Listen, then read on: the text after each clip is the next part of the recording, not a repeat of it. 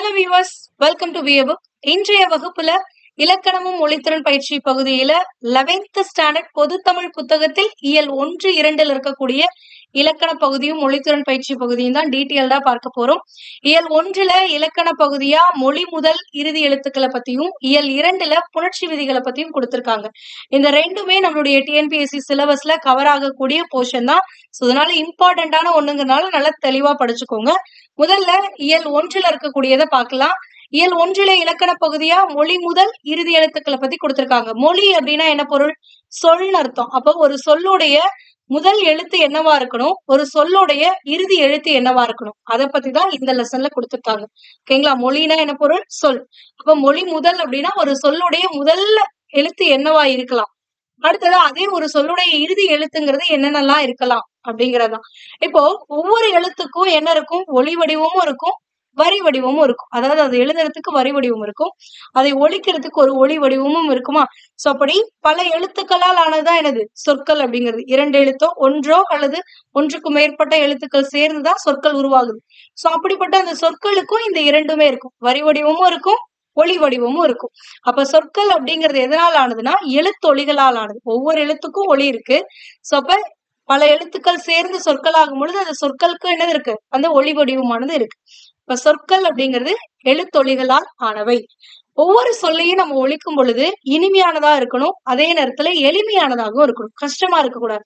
சொல்லும் பொழுது கரெக்டா நம்மளால சொல்ல முடியறதா இருக்கணும், சொல்லும் பொழுது ஒரு இனிமையும் இருக்கணும். சோ இனிமைக்கும் எளிமைக்கும் என்ன காரணம் அப்படின்னா அந்த சொல்லுடைய முதல்ல இருக்கக்கூடிய எழுத்தும் கடைசியில இருக்கக்கூடிய எழுத்துடைய ஒளி வடிவம் தான் காரணம். ஓகேங்களா? சோ அதைத்தான் அடுத்து கொடுத்திருக்காங்க. இதற்கு சொற்களின் முதலிலும் இறுதியிலும் ஒலிக்கும் எழுத்தொலிகள் காரணமாக அமையுது அப்படின்னுட்டு. அடுத்தது புணர்ச்சி. புணர்ச்சி அப்படின்னா என்னன்னா ரெண்டு சொற்கள் சேர்றதா என்னன்னு சொல்லுவாங்கன்னா புணர்ச்சின்னு சொல்லுவாங்க. இந்த ரெண்டு சொற்கள் சேரும் பொழுது, எடுத்துக்காட்டா இப்போ தமிழ் அரசி, ஓகேங்களா, இந்த ரெண்டு சொற்களையும் நம்ம சேர்க்கிறோம். சேர்க்கும் பொழுது இது எப்படி மாறும்? தமிழ் அரசி அப்படின்னு புணருமா? சோ இதுல முதல்ல இருக்கக்கூடிய சொல்லுடைய இறுதி எழுத்தும் ரெண்டாவது வரக்கூடிய சொல்லுடைய முதல் எழுத்தும் எப்படி சேரும், அப்படி சேரும் பொழுது என்ன எழுத்துக்கள் தோன்றும் அப்படிங்கறத படிக்கக்கூடியதான் என்னன்னா புணர்ச்சி. இதற்குன்னு ஒரு சில விதிகள் இருக்கு, அதை நம்ம அடுத்து பார்ப்போம். ஓகேங்களா? சோ அப்ப சொற்களுடைய புணர்ச்சியில முதல் சொல்லுடைய இறுதி எழுத்தும் வரும் சொல்லுடைய முதல் எழுத்தும் என்ன ஆகும்? சந்திக்கும். ஏதாவது முதல் சொல்னா இது, வரும் சொல்னா இது. ஓகேங்களா? ரெண்டாவதா இருக்கக்கூடியதான் வரும் சொல்னு சொல்லுவாங்க. சோ அப்ப வரும் சொல்லுடைய முதல் எழுத்தும் நிலைமொழியுடைய முதல் சொல்லுடைய இறுதி எழுத்தும் சந்திக்க கூடியதுதான் என்னன்னு சொல்லுவோம்னா புணர்ச்சி. அப்போ ரெண்டு சொற்கள் புணரும் பொழுது எப்படி எல்லாம் எழுத்துக்கள் தோன்றும் அப்படிங்கறதையும் நம்ம பார்க்க போறோம். இங்க ஒரு சில சொற்கள் கொடுத்திருக்காங்க. காவிரி, டமாரம், ரெக்கை, பாவை, ராக்கி, கோதை, டப்பா அப்படின்னு சொல்லி இந்த சொற்கள் எல்லாம் கொடுத்திருக்காங்க. இந்த சொற்கள்ல எதெல்லாம் தமிழ் சொற்கள் அப்படின்னு கேட்டீங்கன்னா காவிரி, பாவை, கோதை, இந்த 3 சொற்கள் மட்டும்தான் தமிழ் சொல். மத்த எதுவுமே தமிழ் சொல் இல்ல. இப்ப எப்படி இதை சொன்னோம் அப்படின்னு கேட்டீங்கன்னா, டமாரம் டா வரிசையில ஆரம்பிக்குது, ரெக்கை ஏ வரிசையில ரால ஆரம்பிக்குது, அடுத்தது ராக்கி ரா வரிசையில ஆரம்பிக்குது, டப்பா டா வரிசையில ஆரம்பிக்குது. இந்த வரிசையில எதுலயுமே தமிழ் சொற்கள் ஆரம்பிக்காது. அதாவது டா வரிசையில ரா வரிசையில தமிழ் சொற்கள் லா வரிசையெல்லாம் அமையாது. சோ அதை வச்சே உங்களால சொல்லிடலாம் இது தமிழ் சொல்லா இல்ல பிறமொழி சொல்லான்னு. சோ இது உங்களுக்கு பிறமொழி சொல்லை நீக்கி எழுதுகன்னு ஒரு கொஸ்டின் கொடுப்பாங்க. அந்த இடத்துல எது பிறமொழி சொல் அப்படின்னு கண்டுபிடிக்கிறதுக்கான ஒரு க்ளூவா இருக்கக்கூடியதான் இந்த மொழி முதல் இறுதி எழுத்துக்கள். ஓகேங்களா? சோ அதை எப்படி சொல்றோம்? அப்ப ஒரு சொல், ஒரு தமிழ் சொல் அப்படின்னா அந்த தமிழ் சொல்லுடைய முதல் எழுத்து என்னவா இருக்கலாம் அப்படின்னா ஒரு 22 எழுத்துக்கள் மட்டும்தான் தமிழ் சொல்ல முதல்ல வரக்கூடிய எழுத்தா அமையும். என்னென்ன அப்படின்னு பாத்தீங்கன்னா உயிர் எழுத்துக்கள் வரும். உயிரெழுத்துக்கள் எத்தனை அப்படின்னா 12. இந்த 12மே ஒரு சொல்லுடைய முதல்ல வரும். அம்மா, ஆடு, இன்பம், ஈகை, உடை, ஊக்கம், எடு, ஏக்கம், ஐயம், இந்த மாதிரி எல்லாமே அவுகாரம் அப்படின்னு சொல்லிட்டு எல்லாமே ஒரு சொல்லுடைய முதல் எழுத்துக்களா வரும். அப்ப உயிரெழுத்துக்கள் 12மே ஒரு சொல்லுடைய முதல் எழுத்தா வரும். அடுத்தது மெய் எழுத்துக்கள் வருமா அப்படின்னு கேட்டீங்கன்னா எந்த ஒரு சொல்லும் இப்போ இக்கு, சனம், இஞ்சு, கயல் இப்படிலாம் ஆரம்பிக்காது. ஓகேங்களா? சோ இந்த மாதிரி எந்த ஒரு எழுத்துக்களுமே மெய் எழுத்துக்கள், எந்த ஒரு சொற்களுமே மெய் எழுத்துக்களை கொண்டு ஆரம்பிக்காது. அப்ப மெய் எழுத்துக்கள் தனித்து ஆரம்பிக்காது. அதுதான் நீங்க புரிஞ்சுக்கணும். 2க்கும் டிஃபரன்ஸ் இருக்கு. அதாவது தனித்த மெய் வடிவில் சொல்லுக்கு முதல்ல வராது. அதாவது ஒரு மெய் எழுத்து தனித்து இக்கு, இச்சு, இஞ்சு, இட்டு, இத்து, இப்பு அப்படின்னு தனித்து வராது. ஆனா இது என்ன பண்ணும்னா உயிரெழுத்துக்களோட சேர்ந்து உயிர்மெய் எழுத்துக்களா வரும். இப்ப கயல் அப்படின்னு இருக்குன்னு வச்சுக்கோங்களேன். இதுல கயல் காங்கிறது என்னது? இக்கு கூட்டல் ஆங்கிறது தானே கா. சோ அப்ப இந்த இடத்துல இக்கு அப்படிங்கிறது தனித்து வரல, ஒரு உயிரெழுத்தோட சேர்ந்து வருது. சோ இந்த மாதிரி மெய்யெழுத்துக்கள் என்ன பண்ணும் அப்படின்னா முதல்ல வரும். அப்போ மெய்யெழுத்துக்களும் முதல்ல வரும், தனித்து வராது, ஒரு உயிரெழுத்துக்களோட சேர்ந்து உயிர்மெய் வடிவத்துல வரும். இருந்தாலுமே இது மெய்யெழுத்துக்கள் முதல்ல வரதாதான் கணக்குல கொள்ளணும். ஏன்னா இதை இப்படி பிரிச்சு எழுதும் போது இக்குதான் முதல்ல வரும். ஓகேங்களா? சோ அப்ப இந்த மெய்யெழுத்துக்கள் எத்தனை இருக்கு? 18 இருக்கு. 18மே ஒரு சொல்லுடைய முதல்ல வருமா அப்படின்னு கேட்டீங்கன்னா வராது. இதுல ஒரு 10 மட்டும்தான் வரும். ஓகேங்களா? சோ அப்ப அது என்னென்ன அப்படின்றத பாக்கலாமா? மெய்யெழுத்துக்கள்ல இக்கு, இங்கு, இச்சு, இஞ்சு, இத்து, இந்து, இப்பு, இம்மு, ஈ, இவ்வு இந்த 10 வரிசைகள் மட்டும்தான் உயிர்மெய் வடிவத்துல ஒரு உயிரெழுத்துக்களோட சேர்ந்து உயிர்மெய் வடிவத்துல ஒரு சொல்லுடைய முதல்ல வரும். ஓகேங்களா? இதுல நீங்க கேட்கலாம் கால, கணம், சால, சலம், இல்லைன்னா சங்கு, இந்த மாதிரி ஞானம், தந்தி, நந்தி, பம்பரம், மண்டபம், யாழ், வால் இந்த மாதிரிலாம் வருது. ஆனா இங்கு வரிசையில எங்க மேம் வருது அப்படின்னு நீங்க கேட்கலாம். இங்கு வரிசையில ஒரே ஒரு சொல் அமைந்திருக்கு தமிழ் இலக்கணத்துல, இலக்கியத்துல. எது அப்படின்னு பாத்தீங்கன்னா இந்த ஞனம் அப்படிங்கிறது. இந்த ஞனம் அப்படிங்கிறதும் தனித்து வராது. இது பயன்படுத்தும் பொழுது அங்கனம், இங்கனம், எங்கனம் அப்படித்தான் பயன்படுத்தும். ஓகேங்களா? இருந்தாலும் இது முதல் எழுத்துக்களா ஒரே ஒரு சொல்ல வர்றதுனால இதையும் நம்ம சேர்த்துக்கணும். அப்ப உயிரெழுத்துக்கள் 12 ஒரு சொல்லுடைய முதல்ல வரும். அடுத்தது மெய்யெழுத்துக்கள் 18ல 10 மட்டும் என்ன பண்ணும் அப்படின்னா ஒரு சொல்லுடைய முதல்ல வரும். மீதி இருக்கக்கூடிய 8 என்னன்னா இட்டு, இன்னு, இரு, இல்லு, இல்லு, இல்லு, இரு, இந்த 8 எழுத்துக்களும் என்ன ஆகாது அப்படின்னா உயிரெழுத்துக்களோட சேர்ந்து கூட தமிழ் சொற்கள்ல முதல்ல வரவே வராது. ஓகேங்களா? இது ரொம்ப முக்கியம்.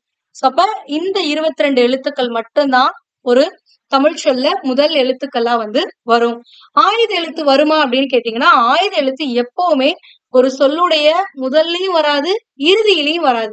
இது எப்பவுமே இடையில மட்டும்தான் வரும்.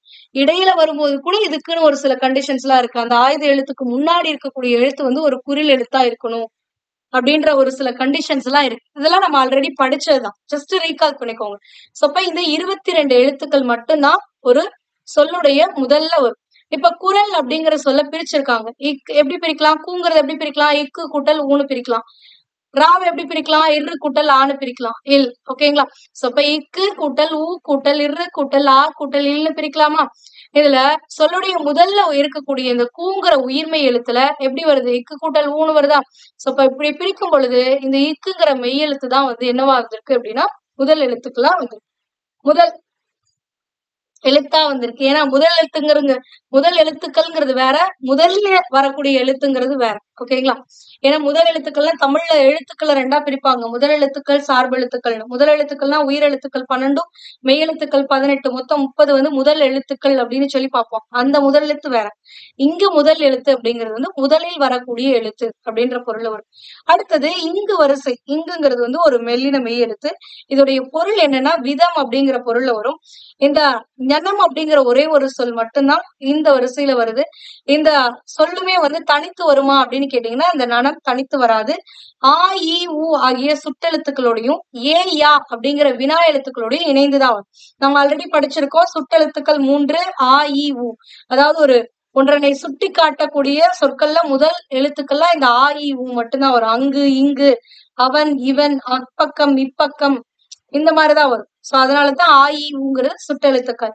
ஏயா அப்படிங்கிறது வினா எழுத்துக்களா வரும். சோ இந்த 5 எழுத்துக்களோட தான் இந்த ஞனம் அப்படிங்கிறது சேர்ந்து வரும். அங்கனம், இங்கனம், உங்கனம், யாங்கனம், எங்கனம் அப்படின்ற வரும்.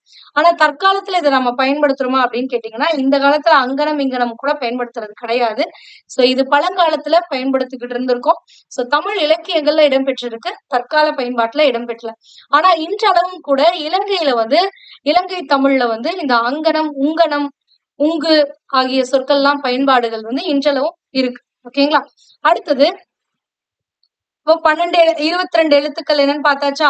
ஒருவேளை இந்த 22 எழுத்துக்கள் தாண்டி ஏதாவது வருது அப்படின்னா, அது தமிழ் சொல்லான்னே கேட்டீங்கன்னா, தமிழ் சொல்லே கிடையாது. இது 22 எழுத்துக்கள் தாண்டி வேற ஏதாவது ஒரு எழுத்து ஒரு சொல்லுடைய முதல்ல வருதுன்னா, அந்த சொல் தமிழ் சொல் அல்ல.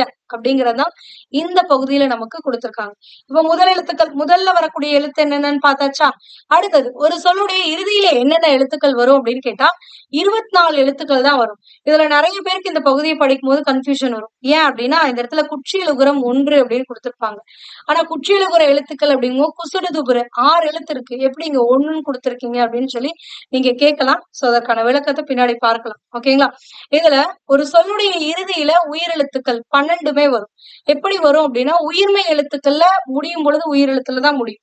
ஓகேங்களா? இல்ல அப்படின்னா அளபெடைகள்ல உயிரெழுத்துக்கள் தனித்தே வரும். இப்ப எடுத்துக்காட்டா வந்து பாக்கு, பாக்கு வேண்டாம். ஒரு சிக்கல் இருக்கு. அத நம்ம பின்னாடி ஃபேஸ் பண்ணுவோம். இப்ப பஸ்ன்னு எடுத்துக்கோங்களேன். இதுல பஸ்ஸுங்கிறதுல சூங்கிறது தான் கடைசியில வரக்கூடிய எழுத்து. இந்த சூங்கிறது எப்படி வரும்? இச்சு கூட்டல் ஊன்னு வருமா? அப்போ எதுல முடியுது அப்படின்னா, உயிரெழுத்தை கொண்டு முடியுது. சோ அதத்தான் இந்த இடத்துல 12 எடுத்துக்கிறாங்க. ஓகேங்களா? சோ அப்ப உயிரெழுத்துக்கள் 12மே ஒரு சொல்லுடைய இறுதியில வரும். இப்படித்தான் வருமா? ஊங்கிறது இந்த உயிர்மெய் எழுத்தா இந்த உயிரெழுத்துக்கள் சாதாரண சொற்கள்ல தனித்து வராது. ஒரு உயிர்மெய் எழுத்துல இறுதி எழுத்தா வரும். இந்த மாதிரி 12 எழுத்துக்களும் வரும். இல்ல அப்படின்னா அளபெடையில தனித்தே வந்து உயிரெழுத்துக்கள் அளபெடுக்கும். ஓகேங்களா? இது ஒண்ணு. அப்ப 12 எழுத்துக்கள் உயிரெழுத்துக்களாச்சா? அடுத்தது மெய்யெழுத்துக்கள் வந்து ஒரு சொல்லுடைய இறுதியில வருமானா? வரும். ஆனா மெய்யெழுத்துக்கள் 18 இருக்குல்ல, இந்த 18மே ஒரு சொல்லுடைய இறுதி எழுத்துக்களா வர முடியுமா அப்படின்னு கேட்டீங்கன்னா, கிடையாது. இந்த 18ல ஒரு 11 எழுத்துக்கள் மட்டும் தான் என்ன பண்ண முடியும் அப்படின்னா, ஒரு சொல்லுடைய இறுதியில வர முடியும். என்னென்ன அப்படின்னா, இங்கு, இஞ்சு, இந்து, இம்மு, இன்னு, ஈயு, இர்ரு, இல்லு, இப்பு, எள்ளு, இல்லு. இந்த 11 எழுத்துக்கள் மட்டும்தான் சொற்களுடைய இறுதியில வரும். மீதி இருக்கக்கூடிய 7 எழுத்துக்கள் வராது. என்னென்ன அப்படின்னா, இக்கு, இச்சு, இட்டு, இத்து, இப்பு, இர்ருன்னு சொல்லக்கூடிய இந்த 6 வல்லின மெய்யெழுத்துக்களும், இங்கு அப்படிங்கிற ஒரே ஒரு மெல்லின மெய்யெழுத்தும் என்ன பண்ணாது அப்படின்னா, மொத்தமா இந்த 7 எழுத்துக்களும் என்ன ஆகாதுன்னா, ஒரு சொல்லுடைய இறுதியில வரவே வராது. அப்போ உயிரெழுத்துக்கள்ல 12, மெய்யெழுத்துக்கள்ல 11, 23 தானே ஆச்சு. அப்புறம் எப்படி 24 அப்படின்னீங்கன்னா, ஒரு எழுத்து என்னன்னா குற்றியலுகர எழுத்து. அதாவது இலக்கண நூல்கள்ல வந்து என்ன சொல்லிருக்காங்கன்னா, குற்றியலுகர எழுத்தையும் வந்துட்டு சொல்லுடைய இறுதி எழுத்தா நம்ம வந்து கவுண்ட் பண்ணிக்கணும் அப்படின்னு சொல்லிருக்காங்க. குற்றியலுகரம்னா என்ன மேம்? குசுடு துப்புரு தானே? கு, சு, டு, து, உ, ரு. இந்த எழுத்துக்கள் ஒரு சொல்லுடைய இறுதியில வர்றதுதான் வந்துட்டு குற்றியலுகரம் அப்படின்னு சொல்லுவோம். சோ இப்படி வரும் பொழுது, இப்போ கூங்கிறது எப்படி பிரிக்கலாம்? இக்கு கூட்டல் ஊன்னு பிரிக்கலாமா? சூங்கிறது எப்படி பிரிக்கலாம்? இச்சு கூட்டல் ஊன்னு பிரிக்கலாமா? டூங்கிறது எப்படி பிரிக்கலாம்? இட்டு கூட்டல் ஊ. தூங்கிறது இத்து கூட்டல் ஊ. பூ, இப்பு கூட்டல் ஊ. ரு, இர்ரு கூட்டல் ஊ. அப்ப எல்லாமே ஊங்கிற உயிரெழுத்தை கொண்டுதானே முடிஞ்சிருக்கு. அப்ப இதுதான் ஆல்ரெடி நம்ம இங்கேயே கவுண்ட் பண்ணிட்டோம்ல. உயிரெழுத்துக்கள் 12மே வரும் அப்படின்ட்டு அந்த ஊவுமே அங்க வந்துருச்சு இல்ல. அப்புறம் ஏன் இங்க தனியா வைக்கிறாங்க அப்படின்னா, இங்க வரக்கூடிய உயிரெழுத்துக்கள் எல்லாமே தன்னுடைய இந்த ஊங்கிற அந்த எழுத்தானது தன்னுடைய மாத்திரை அளவுலயே ஒலிக்கும். ஓகேங்களா? ஊங்கிறது என்னது? ஒரு குறில் எழுத்து. சோ அதனால குறில் எழுத்துக்கான மாத்திரை அளவுலயே இங்க ஒலிக்கும். ஆனா குற்றியல் உகரம் அப்படின்னா என்னன்னா, உகரம் ஏறி வரக்கூடிய வல்லின மெய்யெழுத்துக்கள் தன்னுடைய மாத்திரை அளவிலிருந்து குறைந்து ஒலிப்பதனைத்தான் குற்றியல் உகரம் அப்படின்னு சொல்லுவாங்க. தன்னுடைய அளவுலயே ஒலிக்காது. இந்த எழுத்துக்கள்லாம் ஒரு சொல்லுடைய இறுதியில வரும் பொழுது, அதோடைய ஒலி அளவுல இருந்து குறைந்து ஒலிக்கும். சோ அதத்தான் குற்றியல் உகரம் அப்படின்றோம். அப்ப உகரம் ஏறி வரக்கூடிய எழுத்துக்கள் ஒரு சொல்லின் இறுதியில் வரும் பொழுது, தன் மாத்திரை அளவிலிருந்து குறைந்து ஒலிப்பதை குற்றியல் உகரம் அப்படின்றோம். சோ இந்த மாதிரி அளவு குறைந்து ஒலிக்கக்கூடிய ஊவ இங்க கவுண்ட் பண்ணிக்கிட்டாங்க. ஓகேங்களா? அளவு குறையாம தன்னுடைய மாத்திரை அளவிலேயே ஒலிக்கக்கூடிய ஊவ இங்க எடுத்துக்கிட்டாங்க. ஓகேங்களா? ஏன்னா இந்த ஊவும் இந்த ஊவும் ஒண்ணாக முடியாது. ஏன்னா இது அளவு சரியா இருக்கக்கூடியது. ஆனா இது அளவு குறைவாக இருக்கக்கூடியது. அதனாலதான் இந்த ஊங்கிறத எடுத்துக்கிட்டாங்க. அதே மாதிரி இந்த குசுடு துபுருல கடைசியில எதுலதான் வரும்? ஊலதான் வரும். ஏன்னா உகரம் ஏறி வரக்கூடிய வல்லின மெய் எழுத்துக்களை தான் குற்றியல் உகரம் அப்படின்னு சொல்றோம். அப்ப அந்த ஊங்கிறது ஒரே ஒரு எழுத்து. அதனாலதான் இங்க 1ன்னு போட்டிருக்காங்க. 6ன்னு போடாம. ஓகேங்களா? ஏன்னா 6 எழுத்துக்களையும் இறுதியில வரக்கூடியது என்னது? ஒரே ஒரு எழுத்தான இந்த ஊங்கிறது தான். அதுவும் தன்னுடைய அளவுல குறைந்து ஒலிக்கிறதுனாலதான் இந்த கவுண்ட்ல ஆட் பண்ணிக்கிட்டாங்க. அதே அளவுல ஒலித்து இருந்துச்சு அப்படின்னா உயிரெழுத்துக்கள் 12க்குள்ளேயே போயிருந்திருக்கும். ஓகேங்களா? சோ அதான். அப்ப மொத்தமா எத்தனை 24 எழுத்துக்கள் வந்து வரும். இப்ப பசுங்கிறது வந்து ஒரு குற்றியலுகர எழுத்தே கிடையாது. ஏன்னா தனி குறிலோடு இந்த குசுறுதுபுறுகள் வந்துச்சு அப்படின்னா அதை குற்றியலுகர சொல்லாகவே கருத மாட்டார். ஓகேங்களா? தனி குறிலோடு. ஆனா தனி நெடிலோடு வந்துச்சுன்னா அதை ஏத்துப்போம். இப்ப காசு அப்படிங்கறது குற்றியலுகர சொல்லான்னு கேட்டீங்கன்னா ஆமா, இது குற்றியலுகர சொல். ஆனா பசுங்கிறது ஒரு குற்றியலுகரம் கிடையாது. இதை வந்து நம்ம குற்றியலுகர பகுதியில லோயர் ஸ்டாண்டர்ட்ல ஆல்ரெடி படிச்சிருக்கோம். சோ அந்த வீடியோ கிளாஸஸ் எல்லாம் பாருங்க, உங்களுக்கு ஈஸியா இன்னும் புரியும். ஓகேங்களா? காசுங்கிறது வந்து ஒரு கா அப்படிங்கிறது வந்து ஒரு தனி நெடில் எழுத்து. தனி நெடில் எழுத்தோடு குசுடுதுபுறுகள் வந்துச்சு அப்படின்னா அதை நெடில் தொடர் குற்றியலுகரம்னு சொல்லுவாங்க. ஓகேங்களா? ஆனா தனி குறிலோடு குசுடுதுபுறு வந்துச்சுன்னா அது குற்றியலுகரமே கிடையாது, முற்றியலுகரம். ஏன் முற்றியலுகரம் அப்படின்னு சொல்றாங்கன்னா இந்த இடத்துல சூங்கிறது ஊ அப்படிங்கிற அந்த சூங்கிற குறில் எழுத்து தனக்குரிய மாத்திரை அளவுலயே ஒலிக்கும். ஒரு மாத்திரை அளவுலயே ஒலிக்கும். ஆனா இந்த இடத்துல இருக்கக்கூடிய இந்த சூங்கிறது ஒரு மாத்திரை அளவுல ஒலிக்காது, குறைந்து ஒலிக்கும். அதனாலதான் இது வந்து குற்றியலுகரம். இது தன்னுடைய மாத்திரை அளவுலயே ஒலிக்கிறதுனால முற்றியலுகரம்னு சொல்லுவாங்க. புரியுதா? அப்ப உயிரெழுத்துக்கள் 12, மெய்யெழுத்துக்கள்ல 18ல 11, குற்றியல் உகரமான ஊங்குற அந்த எழுத்து 1. மொத்தமா 24 எழுத்துக்கள் ஒரு சொல்லுடைய இறுதியில வரும். இந்த ஊங்கிறது வேற. இங்க குற்றியலுகர ஊங்கிறது வேற, உயிரெழுத்துக்கள்ல வரக்கூடிய ஊங்கிறது வேற. ஏன்னா இங்க ஒரு சொல்லுடைய இறுதியில ஊ வருது அப்படின்னா தன்னுடைய மாத்திரை அளவிலேயே ஒலிக்குதுன்னு அர்த்தம். ஆனா குற்றியல் உகரம் அப்படிங்கும் போது அந்த உகரமானது தன்னுடைய மாத்திரை அளவுல ஒலிக்காம குறைந்து ஒலிக்குதுன்னு அர்த்தம். ஓகேங்களா? சோ இந்த ஊவை இதையும் ஒரே இதா எடுத்துக்கிட்டீங்க அப்படின்னா குற்றியலுகர சொற்கள் அதில் இடம் பெறாது, ஒரே இதா வராது. அதனால அப்படி எடுத்துக்க கூடாது. ஓகேங்களா? சோ அடுத்தது இப்ப இது புரிஞ்சிருச்சா? அடுத்து நம்ம பார்க்கக்கூடியது என்னன்னா புணர்ச்சி. புணர்ச்சினா என்னன்னு நம்ம ஆல்ரெடி பார்த்திருக்கோம். என்னது? 2 சொற்கள் சேர்றதா புணர்ச்சி அப்படிங்கிறோம். சோ இந்த 2 சொற்கள் சேருதுல, இப்ப தமிழ் அரசி, நாட்டுப்பண்ணு 2 சொற்கள் இருக்கு. இதை எப்படி பிரிக்கலாம்? தமிழ் கூட்டல் அரசி, தமிழரசி. நாடு கூட்டல் பண், நாட்டுப்பண் வருதா? இதுல 2 சொற்கள் இருக்குல்ல, இந்த 2 சொற்களும் சேர்ந்துதான் ஒரே சொல்லா மாறுது. அப்படி மாறும் பொழுது இந்த முதல்ல இருக்கக்கூடிய சொல்ல என்னன்னு சொல்லுவாங்கன்னா நிலைமொழின்னு சொல்லுவாங்க. ரெண்டாவதா இருக்கக்கூடிய சொல்ல என்னன்னு சொல்லுவாங்கன்னா வருமொழின்னு சொல்லுவாங்க. அப்ப நிலைமொழியும் வருமொழியும் சேர்வதைத்தான் புணர்ச்சி அப்படின்னு சொல்லுவாங்க. ஓகேங்களா? இப்போ இந்த நிலைமொழி இருக்குல்ல, இந்த நிலைமொழியுடைய அதாவது முதல்ல வரக்கூடிய சொல்லுடைய இறுதி எழுத்தை பொறுத்து 2 வகையா பிரிக்கிறாங்க. என்னன்னா உயிர் ஈறு, மெய் ஈறு. ஈறு அப்படின்னா இறுதி எழுத்து. அப்போ முதல்ல வரக்கூடிய சொல்லுடைய இறுதி எழுத்தை பொறுத்து இத 2 வகையா பிரிக்கிறாங்க. உயிர் ஈறு, மெய் ஈறு. இப்ப முதல்ல வரக்கூடிய சொல்லுடைய இறுதி எழுத்து உயிரெழுத்தா இருந்துச்சுன்னா அது உயிரிரு. அதுவே மெய்யெழுத்தா இருந்துச்சுன்னா அது மெய்யிரு. எடுத்துக்காட்டா பாருங்களேன், மணி கூட்டல் மாலை, மணி மாலை. இதுல மணிங்கிறது தான் நிலைமொழி.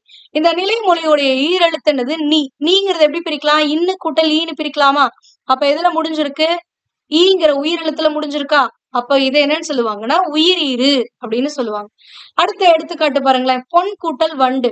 இதுல பொன் அப்படிங்கறதா நிலைமொழி. சோ இந்த நிலைமொழியோட ஈரெழுத்து என்னது? இன்னு. இன்னுங்கிறது என்னது? ஒரு மெய்யெழுத்து. சோ அப்ப மெய்யெழுத்து ஈரெழுத்தாக வந்துள்ளதனால் இது மெய்யிரு அப்படின்னு சொல்லுவாங்க. புரியுதுங்களா? நிலைமொழியை மட்டும் எடுத்துக்கிட்டு நிலைமொழியோடைய இறுதி எழுத்தை கொண்டு 2ஆ பிரிக்கிறாங்க. உயிரீறு, மெய்யிரு. உயிரெழுத்துல முடிஞ்சிச்சுன்னா அது உயிரிரு, மெய்யெழுத்துல முடிஞ்சிச்சுன்னா அது மெய்யிரு. எடுத்துக்காட்டா மணி. நீங்கிறது இன்னு கூட்டல் ஈ, உயிரெழுத்துல முடியுது. பொன். பொன்ல இன்னுங்கிறது இறுதி எழுத்து, அது ஒரு மெய் எழுத்து. அதனால அது மெய்யிருன்னு சொல்லுவாங்க. இதுவே வருமொழி இருக்குல்ல, அதாவது 2ஆவதா வரக்கூடிய சொல் இருக்குல்ல, இதை பொறுத்தும் என்ன பண்ணுவாங்கன்னா 2ஆ பிரிப்பாங்க. உயிர் முதல், மெய் முதல் அப்படின்னு சொல்லி பிரிப்பாங்க. அப்ப வருமொழியின் முதல் எழுத்தை கொண்டு அது உயிரெழுத்தா இருந்துச்சுன்னா உயிர் முதல்னும், அதுவே வருமொழியுடைய முதல் எழுத்து ஒரு உயிர்மெய் எழுத்தா இருந்துச்சுன்னா அது மெய் எழுத்துலதான் வரும், ஸ்டார்ட் ஆகும். அதனால அது வந்து மெய் முதல் அப்படின்னு சொல்லியும் பிரிக்கிறாங்க. இப்ப வாழை கூட்டல் இலை எப்படி சேரும்? வாழை இலைன்னு வருமா? இதுல இது நிலைமொழி, இதை நம்ம கன்சிடர் பண்ண கூடாது. நம்ம வந்து வருமொழியை வச்சுதான் இந்த உயிர் முதல் மெய் முதல்ங்கிறத சொல்றோம். அப்ப வருமொழி என்னது? இலை அப்படிங்கறதுதான். அப்ப இந்த இலையில முதல் எழுத்து என்னவா அமைந்திருக்கு? ஈங்கிறது அமைந்திருக்கா? ஈங்கிறது என்னது? ஒரு உயிரெழுத்தா? சோ அதனால உயிரெழுத்து முதலில் வருவதனால் இதனை உயிர் முதல் அப்படின்னு சொல்லுவாங்க. ஓகேங்களா? அடுத்து இன்னொரு எடுத்துக்காட்டு பாருங்களேன், தமிழ் கூட்டல் நிலம் எப்படி சேரும்? தமிழ் நிலம்னு வருமா? இதுல தமிழ்ங்கிறது நிலைமொழி. சோ அது வேண்டாம், வருமொழியை வச்சுதான் நம்ம பிரிக்கிறோம். இப்ப வருமொழியுடைய சொல் என்ன அப்படின்னு பாத்தீங்கன்னா நிலம். இந்த நிலம்ல முதல் எழுத்து என்னன்னா நீ. இந்த நீங்கிறத எப்படி பிரிக்கலாம்? இன்னு கூட்டல் ஈன்னு பிரிக்கலாமா? சோ இன்னு கூட்டல் ஈன்னு பிரிக்கிறீங்க, அப்புறம் லம் இருக்குன்னு வச்சுக்கோங்களேன். சோ எப்படி இருக்குன்னா முதல்ல என்ன வந்திருக்கு நிலம்ல ஒரு மெய் எழுத்து தான் வந்திருக்கு. ஓகேங்களா? அப்ப இந்த நிலம்ங்கிற சொல்லுல முதல்ல வரக்கூடிய எழுத்து என்னன்னா இந்த அப்படிங்கிற அந்த மெய் எழுத்து தான். அப்போ ஒரு மெய் எழுத்துல ஆரம்பிக்கிறதுனால இது என்னன்னு சொல்லுவாங்கன்னா மெய் முதல் அப்படின்னு சொல்லுவாங்க. புரியுதுங்களா? சோ அப்ப நிலைமொழியுடைய ஈரெழுத்தை கொண்டு உயிரீறு மெய்யீறுன்னு 2 வகைப்படுத்துவாங்க. நிலைமொழியுடைய இறுதி எழுத்து அதாவது சொல்லின் முதல் வரக்கூடிய சொல் உடைய இறுதி எழுத்து உயிரெழுத்தா இருந்துச்சுன்னா அது உயிர், மெய் எழுத்தா இருந்துச்சுன்னா அது மெய்யீர். ஓகேங்களா? இதுவே வறுமொழியுடைய முதல் எழுத்து ஒரு உயிரெழுத்தா இருந்துச்சுன்னா அது உயிர் முதல், மறுமொழியுடைய முதல் எழுத்து ஒரு மெய் எழுத்தா இருந்துச்சுன்னா அது மெய் முதல் அப்படின்னு சொல்லுவாங்க. இப்ப இது தனித்து பார்த்தோம். நிலைமொழியை தனியா பார்த்தோம், வறுமொழியை தனியா பார்த்தோம். இதுவே ரெண்டும் சேரும் பொழுது அப்படிங்கும் பொழுது ரெண்டையும் சேர்த்து வச்சு பார்க்கணும். அப்படி சேர்த்து வச்சு பார்க்கும் பொழுது 4 வகையா பிரிக்கலாம். முதல் சொல்லுடைய இறுதி எழுத்து உயிரெழுத்தாவும் வறுமொழியுடைய முதல் எழுத்து உயிரெழுத்தாவும் அமைஞ்சிச்சு அப்படின்னா அது உயிர்னு சொல்லுவாங்க. இப்ப எடுத்துக்காட்டா மலை அருவின்னு வச்சுக்கோங்களேன். இதுல மலை லைங்கிறது ஐல முடியுதா? அடுத்தது அருவி ஆங்கிறது உயிரெழுத்துல வருதா? அப்ப உயிரீறு மெய் முதல்னு வருது இல்ல, அதத்தான் உயிர்னு சொல்றாங்க. இதுவும் உயிர் தான், வறுமொழியுடைய முதல் எழுத்தும் உயிர் தான். அப்ப உயிர் அப்படின்றாங்க. அடுத்தது தமிழ் கூட்டல் அன்னை. இதுல தமிழ் இல் அப்படிங்கிறது என்னது மெய் எழுத்து. அப்ப வறுமொழியுடைய நிலைமொழியுடைய இறுதி எழுத்து ஒரு மெய் எழுத்து. ஆனா வறுமொழியுடைய முதல் எழுத்து பாருங்க ஆ, ஒரு உயிர் எழுத்தா. சோ இதைத்தான் மெய் கூட்டல் உயிர்னு சொல்லுவாங்க. அடுத்தது 3வது வகைப்பாடு உயிர் மெய். இதுல தென்னை கூட்டல் மரம் தென்னை மரம்னு வருதா? இதுல தென்னை ஐல முடியுதா? அப்ப உயிர் எழுத்துல முடியுது. அடுத்து வரக்கூடிய சொல் எதுல தொடங்குதுன்னா மரம்ங்கிறதுல எதுல தொடங்கு? மாங்கிறது என்னது? இம்மு கூட்டல் ஆ. அப்ப இம்மு கூட்டல் ஆங்கும் பொழுது மெய் எழுத்துல தொடங்குது. அதத்தான் உயிர் கூட்டல் மெய் அப்படின்றாங்க. அடுத்தது கடைசியா மெய் கூட்டல் மெய். மெய் அப்படிங்கும் பொழுது தேன் அப்படிங்கறதுல இறுதி எழுத்து என்னன்னா ஒரு மெய் எழுத்து. அடுத்தது மலை அப்படிங்கறதுல முதல் எழுத்து மாங்கிறத எப்படி பிரிப்போம்னா இம்மு கூட்டல் ஆன்னு பிரிப்போம். அப்ப முதல்ல எது வருதுன்னா இம்மு. அப்ப அதுவும் என்னன்னா ஒரு மெய் எழுத்து. அப்போ இங்க முதல்ல வரக்கூடியது மலை அருவி. இதுல ஐங்கிறதுல முடியுது, உயிரெழுத்துலயும் முடிந்து இன்னொரு சொல்லானது உயிரெழுத்துல தொடங்குது. அதனால உயிர். அதுவே இங்க தமிழ் கூட்டல் அன்னைங்கும் பொழுது மெய் எழுத்துல ஒரு சொல் முடியுது, அடுத்து வரக்கூடிய சொல் உயிரெழுத்துல ஆரம்பிக்குது. தென்னை கூட்டல் மரம்ங்குது ஐங்கிற உயிரெழுத்துல முடியுது, இம்முங்கிற மெய் எழுத்துல தொடங்குது. அதனால அது உயிர்மெய். அடுத்தது தேன்மலை அப்படிங்கும் பொழுது மெய் எழுத்துல முடியுது, மெய் எழுத்துலயே தொடங்குது. சோ அதனால அது மெய் கூட்டல் மெய்ங்கிற வகைப்பாட்டுக்கு கீழே வரும். சோ இந்த மாதிரி 2 சொற்களையும் சேர்த்து நம்ம வகைப்படுத்தும் பொழுது 4 வகையா பிரிக்கிறோம். உயிரீறு உயிர் முதல், மெய்யீறு உயிர் முதல், உயிரீறு மெய் முதல், மெய்யீறு மெய் முதல் அப்படின்னு சொல்லி 4 வகையா பிரிக்கிறோம். ஓகேங்களா? சோ இதத்தான் இங்க கொடுத்திருக்காங்க. சொற்களை 4 வகையா இலக்கண முறைப்படி என்னென்ன அப்படின்னா பெயர் சொல், வினை சொல், இடைச்சொல், உரிச்சொல் அப்படின்னு சொல்லி 4 வகையா பிரிப்போம். இதுல இடைச்சொல்லும் உரிச்சொல்லும் பெயர் சொல்லோடையோ அல்லது வினை சொல்லோடையோ சேர்ந்து தான் வரும். ஓகேங்களா? தனித்து வராது. சோ தனித்து பொருள் தராது. உரிச்சொற்கள் தனித்து பொருள் தரும், ஆனா தனித்து ஒரு சொல்லுல வராது. அது வேற ஒரு பெயர் சொல்லோடைய வினைச்சொல்லுடைய சேர்ந்து தான் ஒரு சொல்லோட வரும். ஆனா அதுக்கு தனி பொருள் இருக்கு. ஆனா இடைச்சொற்கள் தனித்தும் வராது, அதுக்குன்னு தனி பொருளும் கிடையாது. ஓகேங்களா? 2க்கும் டிஃபரன்ஸ் இருக்கு, தெரிஞ்சுக்கோங்க. நான் இது ஆல்ரெடி உங்களுக்கு லோயர் ஸ்டாண்டர்ட்ல எக்ஸ்பிளைன் பண்ணிருக்கேன். இடைச்சொற்கள் அப்படிங்கிறது தனித்து இருக்கும் பொழுது பொருளே கிடையாது, தனித்து வரவும் வராது. ஆனா உரிச்சொற்கள் அப்படிங்கிறது தனித்து வராது, தனியா வராது. இப்ப கடி அப்படின்னு மட்டும் வராது. சோ கடி நனி அப்படின்னு வரும். ஓகேங்களா? இதுவே உரு நுனி, தவ நுனி, சால சிறந்தது, சால அப்படிங்கறதெல்லாம் உரிச்சொல். அந்த சாலங்கிறதுக்கு பொருள் இருக்கு, மிகுந்த அப்படின்னு பொருள் இருக்கு, ஆனா அது தனித்து வராது. ஓகேங்களா? ஆனா இடைச்சொற்கள்ங்கிறது தனித்தும் வராது, தனி பொருளும் இருக்காது. இந்த 2மே பெயர் சொல்லோடையும் வினைச்சொல்லோடையும் சேர்ந்து தான் வரும். ஓகேங்களா? சோ அப்ப பெயர் சொல்லும் வினை சொல்லும் தான் இதாகும். சோ அதான் இங்க கொடுத்திருக்காங்க. அப்ப இந்த இரு சொற்களும் நிலைமொழியாகவும் வறுமொழியாகவும் வந்தால் அவற்றின் புணர்ச்சி எழுத்துக்களின் புணர்ச்சி அப்படின்றாங்க. அதாவது ஒரு வினை சொல்லும் ஒரு வினை சொல்லும் சேர்றது, அல்லது ஒரு பெயர் சொல்லும் வினை சொல்லும் சேர்றது. அப்படி சேரும் பொழுது எப்படி வரும் அப்படிங்கறத இங்க எடுத்துக்காட்டா கொடுத்திருக்காங்க. நிலைமொழி பெயர் சொல்லாவும் வறுமொழி பெயர் சொல்லாவும் அமைகிற மாதிரினா கனி கூட்டல் சார். கனிங்கிறது ஒரு பெயர் சொல், சாருங்கிறது ஒரு பெயர் சொல். அப்ப ஒரு பெயர் சொல்லும் சேரும் பொழுது எப்படி வரும்? இப்ப கனி கூட்டல் சாருங்கிறது சேரும் பொழுது எப்படி வரும்? கனிச்சாறுன்னு வரும். இந்த இடத்துல வல்லின மிகுமா அப்படின்னு கேட்டீங்கன்னா மிகும். ஏன் மிகும் அப்படின்னு கேட்டீங்கன்னா கனியினது சாறு அப்படின்னு வரும். அப்போ அதுங்கிற அந்த ஆறாம் வேற்றுமை உருவானது இந்த இடத்துல மறைந்து வந்திருக்கு. ஆறாம் வேற்றுமை உருவு மறைந்து வருவதை தொகை அப்படிம்பாங்க. அப்ப ஆறாம் வேற்றுமை தொகையில் வல்லின மிகும் அப்படின்னு நம்ம வல்லின மிகும் மிகா இடங்கள்ல படிச்சிருக்கோம். சோ இன்கேஸ் நீங்க படிக்கலைன்னா பாத்துக்கோங்க. 8th 9th ஸ்டாண்டர்ட்ல இது கொடுத்திருப்பாங்க. இதற்கான இலக்கண வகுப்புகளும் நம்ம கொடுத்திருக்கோம். TNPSC 2025 new syllabus based Tamil வகுப்புகள் அப்படின்னு சொல்லி நம்மளுடைய சேனல்ல வந்து ஒரு பிளேலிஸ்டே இருக்கும். அந்த பிளேலிஸ்ட்ல சந்திப்பிழை அப்படிங்கிற தலைப்பின் கீழே இந்த வல்லின மிகுமிடம் மிகா இடங்களை பத்தி நம்ம டீட்டெயில்டா பார்த்திருக்கோம். அங்க செக் பண்ணிக்கோங்க. அப்ப கனியினது சாறு, ஏன்னா உடைமை பொருள். அந்த சாறு எதுக்குடையது? அந்த கனிக்குடையது. இப்ப அந்த உடைமை பொருள்ல வரும் பொழுது அது அப்படிங்கிற அந்த உருவானது பயன்படுத்துவோம். அப்ப கனியினது சாறுன்னு வரும் பொழுது அந்த அதுங்கிறது மறைத்து வரும் பொழுது வல்லினமானது மிகும். அதுவே வெளிப்பட்டு வந்தா வல்லினம் மிகாது. ஓகேங்களா? சோ அதனால இந்த இடத்துல இச்சானது வரும். அடுத்தது ஒரு பெயர் சொல்லும் வினை சொல்லும் சேருது அப்படின்னா அப்ப எப்படி வரும் அப்படின்னா, இப்ப தமிழ் கூட்டல் படி. இது தமிழ் அப்படிங்கிறது வந்து ஒரு பெயர் சொல். ஆனா படிங்கிறது வந்து என்னது? ஒரு வினையை குறிக்கக்கூடியது. அப்ப அது வினைச்சொல்.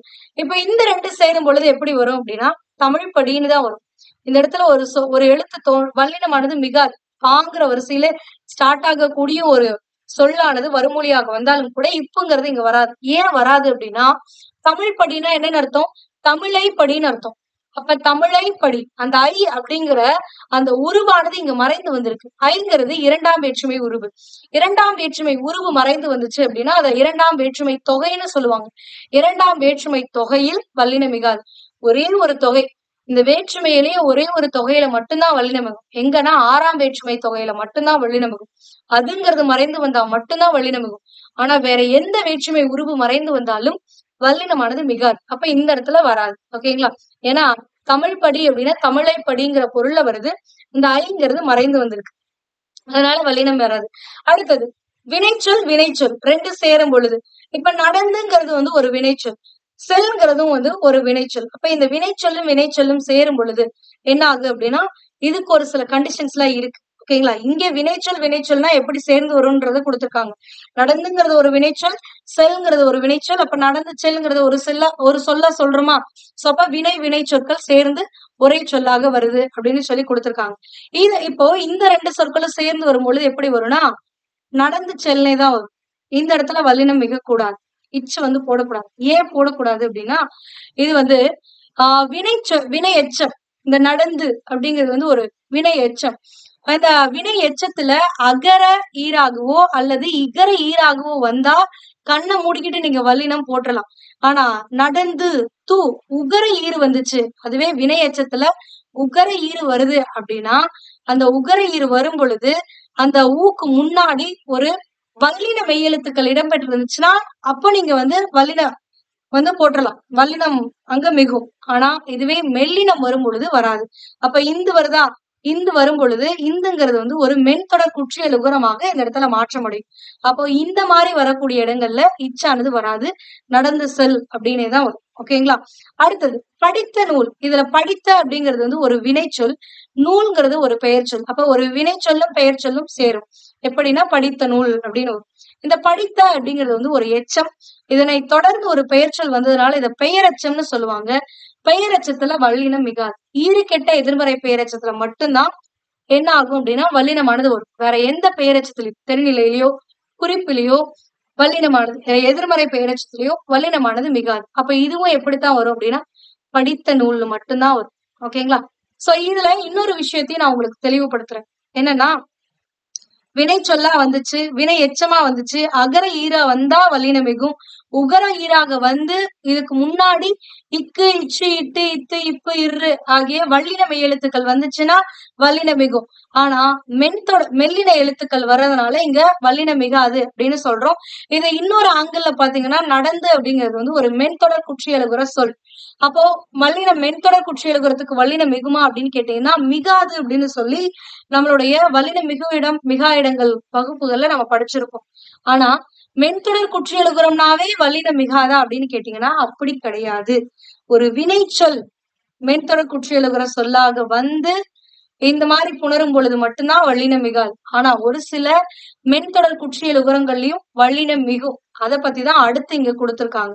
இது ரொம்ப முக்கியம். இந்த மென்தொடர் குற்றியலுகரத்துல வல்லினம் மிகுமா மிகாதானா எல்லா இடங்கள்லயும் மிகும் மிகாது அப்படின்னு சொல்ல முடியாது. இப்ப வன்தொடர் குற்றியலுகரம்னா கட்டாயம் மிகும் அப்படின்றலாம். ஆனா மென்தொடர் குற்றியலுகரத்துல ஒரு சில நேரங்களில் வல்லினம் வரும், ஒரு சில நேரங்களில் அந்த சொற்கள் சேரும் பொழுது வல்லினம் மிகாது. எப்ப வராது அப்படின்னா ஒரு வினை எச்சம் உகரமேறி மென்தொடர் குற்றியல் உகரமாக வரும் பொழுது வல்லினம் மிகாது. ஓகேங்களா? ஆனா அதுவே ஒரு பெயர் சொல் சேர்ந்து வரும் பொழுது வல்லினம் மிகும். அடுத்து அதுதான் இங்க கொடுத்திருக்காங்க. சார்பு எழுத்துக்கள்ல ஆயுத எழுத்து வந்து முதல்லயோ இறுதியிலயோ வராது. இது எல்லாருக்கும் தெரிஞ்சதுதான். ஆனா குற்றியல் உகரமும் குற்றியல் இகரமும் இந்த காலத்துல சொல்லுடைய முதல்ல வராது. குற்றியல் உகரம் 6 வகைகளும் புசுடு துபுரு அந்த 6மே வந்து குற்றியல் உகரம் தான். இந்த 6மே சொல்லுடைய இறுதியில வரும். இந்த மாதிரி குற்றியலுகர ஈற்றுடன் வரக்கூடிய நிலைமொழியைத்தான் வந்து குற்றியலுகர ஈறு அல்லது குற்றியலுகர நிலைமொழி அப்படின்னு சொல்லுவாங்க. குற்றியலுகரம் 6 வகைப்படும். நெடில் தொடர் குற்றியலுகரம், உயிர் தொடர் குற்றியலுகரம், வன்தொடர் குற்றியலுகரம், மென்தொடர் குற்றியலுகரம், இடைத்தொடர் குற்றியலுகரம், ஆயுத தொடர் குற்றியலுகரம்னு சொல்லி 6 வகைப்படும். இப்போ வீடு கூட்டல் இல்லை இது எப்படி சேரும் அப்படின்னா வீடு இல்லை அப்படின்னு சேரும். ஏன் அப்படின்னா உயிர்வரின் உக்குரல் மெய்விட்டோடும் அப்படிங்கிற விதியின்படி ஒரு புணர்ச்சி விதியின்படி இந்த வீடு டூங்கிறதுல இட்டு கூட்டல் ஊன்னு இருக்குல்ல இந்த உகரமானது இந்த மெய்யை விட்டு ஓடிடும். அதுதான் அதாவது வருமொழியுடைய முதல் எழுத்து உயிர் எழுத்தாக வருவதனால் உயிர் வரின் உக்குரல் உக்குரல்னா இந்த உகரமானது மெய் விட்டு ஓடும். இந்த மெய்யெழுத்து இட்டை விட்டு விட்டு ஓடும். அப்ப மெய்யை விட்டுட்டு போயிடுச்சு அப்படின்னா வீட்டு கூட்டல் இல்லைன்னு வரும். வீட்டு கூட்டல் இல்லைங்கும் போது இந்த இடத்துல ஒரு மெய்யெழுத்து இது உயிர் எழுத்து. உயிர் வரி உடன் உயிர் மேல் உயிர் வந்து உயிர் உடல் மேல் உயிர் வந்து ஒன்றுவது இயல்பு அப்படிங்கிற விதியின்படி இட்டு கூட்டலி டீன்னு மாறி வீடு இல்லை அப்படின்னு வந்து புணர்ந்துடும். ஓகேங்களா? இது ஒரு வகையான புணர்ச்சி விதி. ஓகேங்களா? இதுல இந்த வீடு அப்படிங்கிறதுல வீங்கிறது என்னது ஒரே ஒரு நெடில் எழுத்து. இந்த மாதிரி தனித்து இருக்கக்கூடிய நெடில் எழுத்தை தொடர்ந்து ஒரு குசுடு துபுரு சொற்கள் வருது அப்படின்னா அதைத்தான் நெடில் தொடர் குற்றியலுகரம்னு சொல்லுவாங்க. ஓகேங்களா? சோ இந்த மாதிரி இதுல வரும். அடுத்தது உயிர் தொடர் குற்றியலுகரம். உயிர் தொடர் குற்றியலுகரம்னா குசுடு துபுரு அப்படிங்கிறது இறுதி எழுத்தாக அமைந்து அதற்கு முன்னாடி இருக்கக்கூடிய சொல்லானது உயிரெழுத்துல முடியக்கூடியதா இருந்துச்சு அப்படின்னா அது உயிர் தொடர் குற்றியலுகரம்னு சொல்லுவாங்க.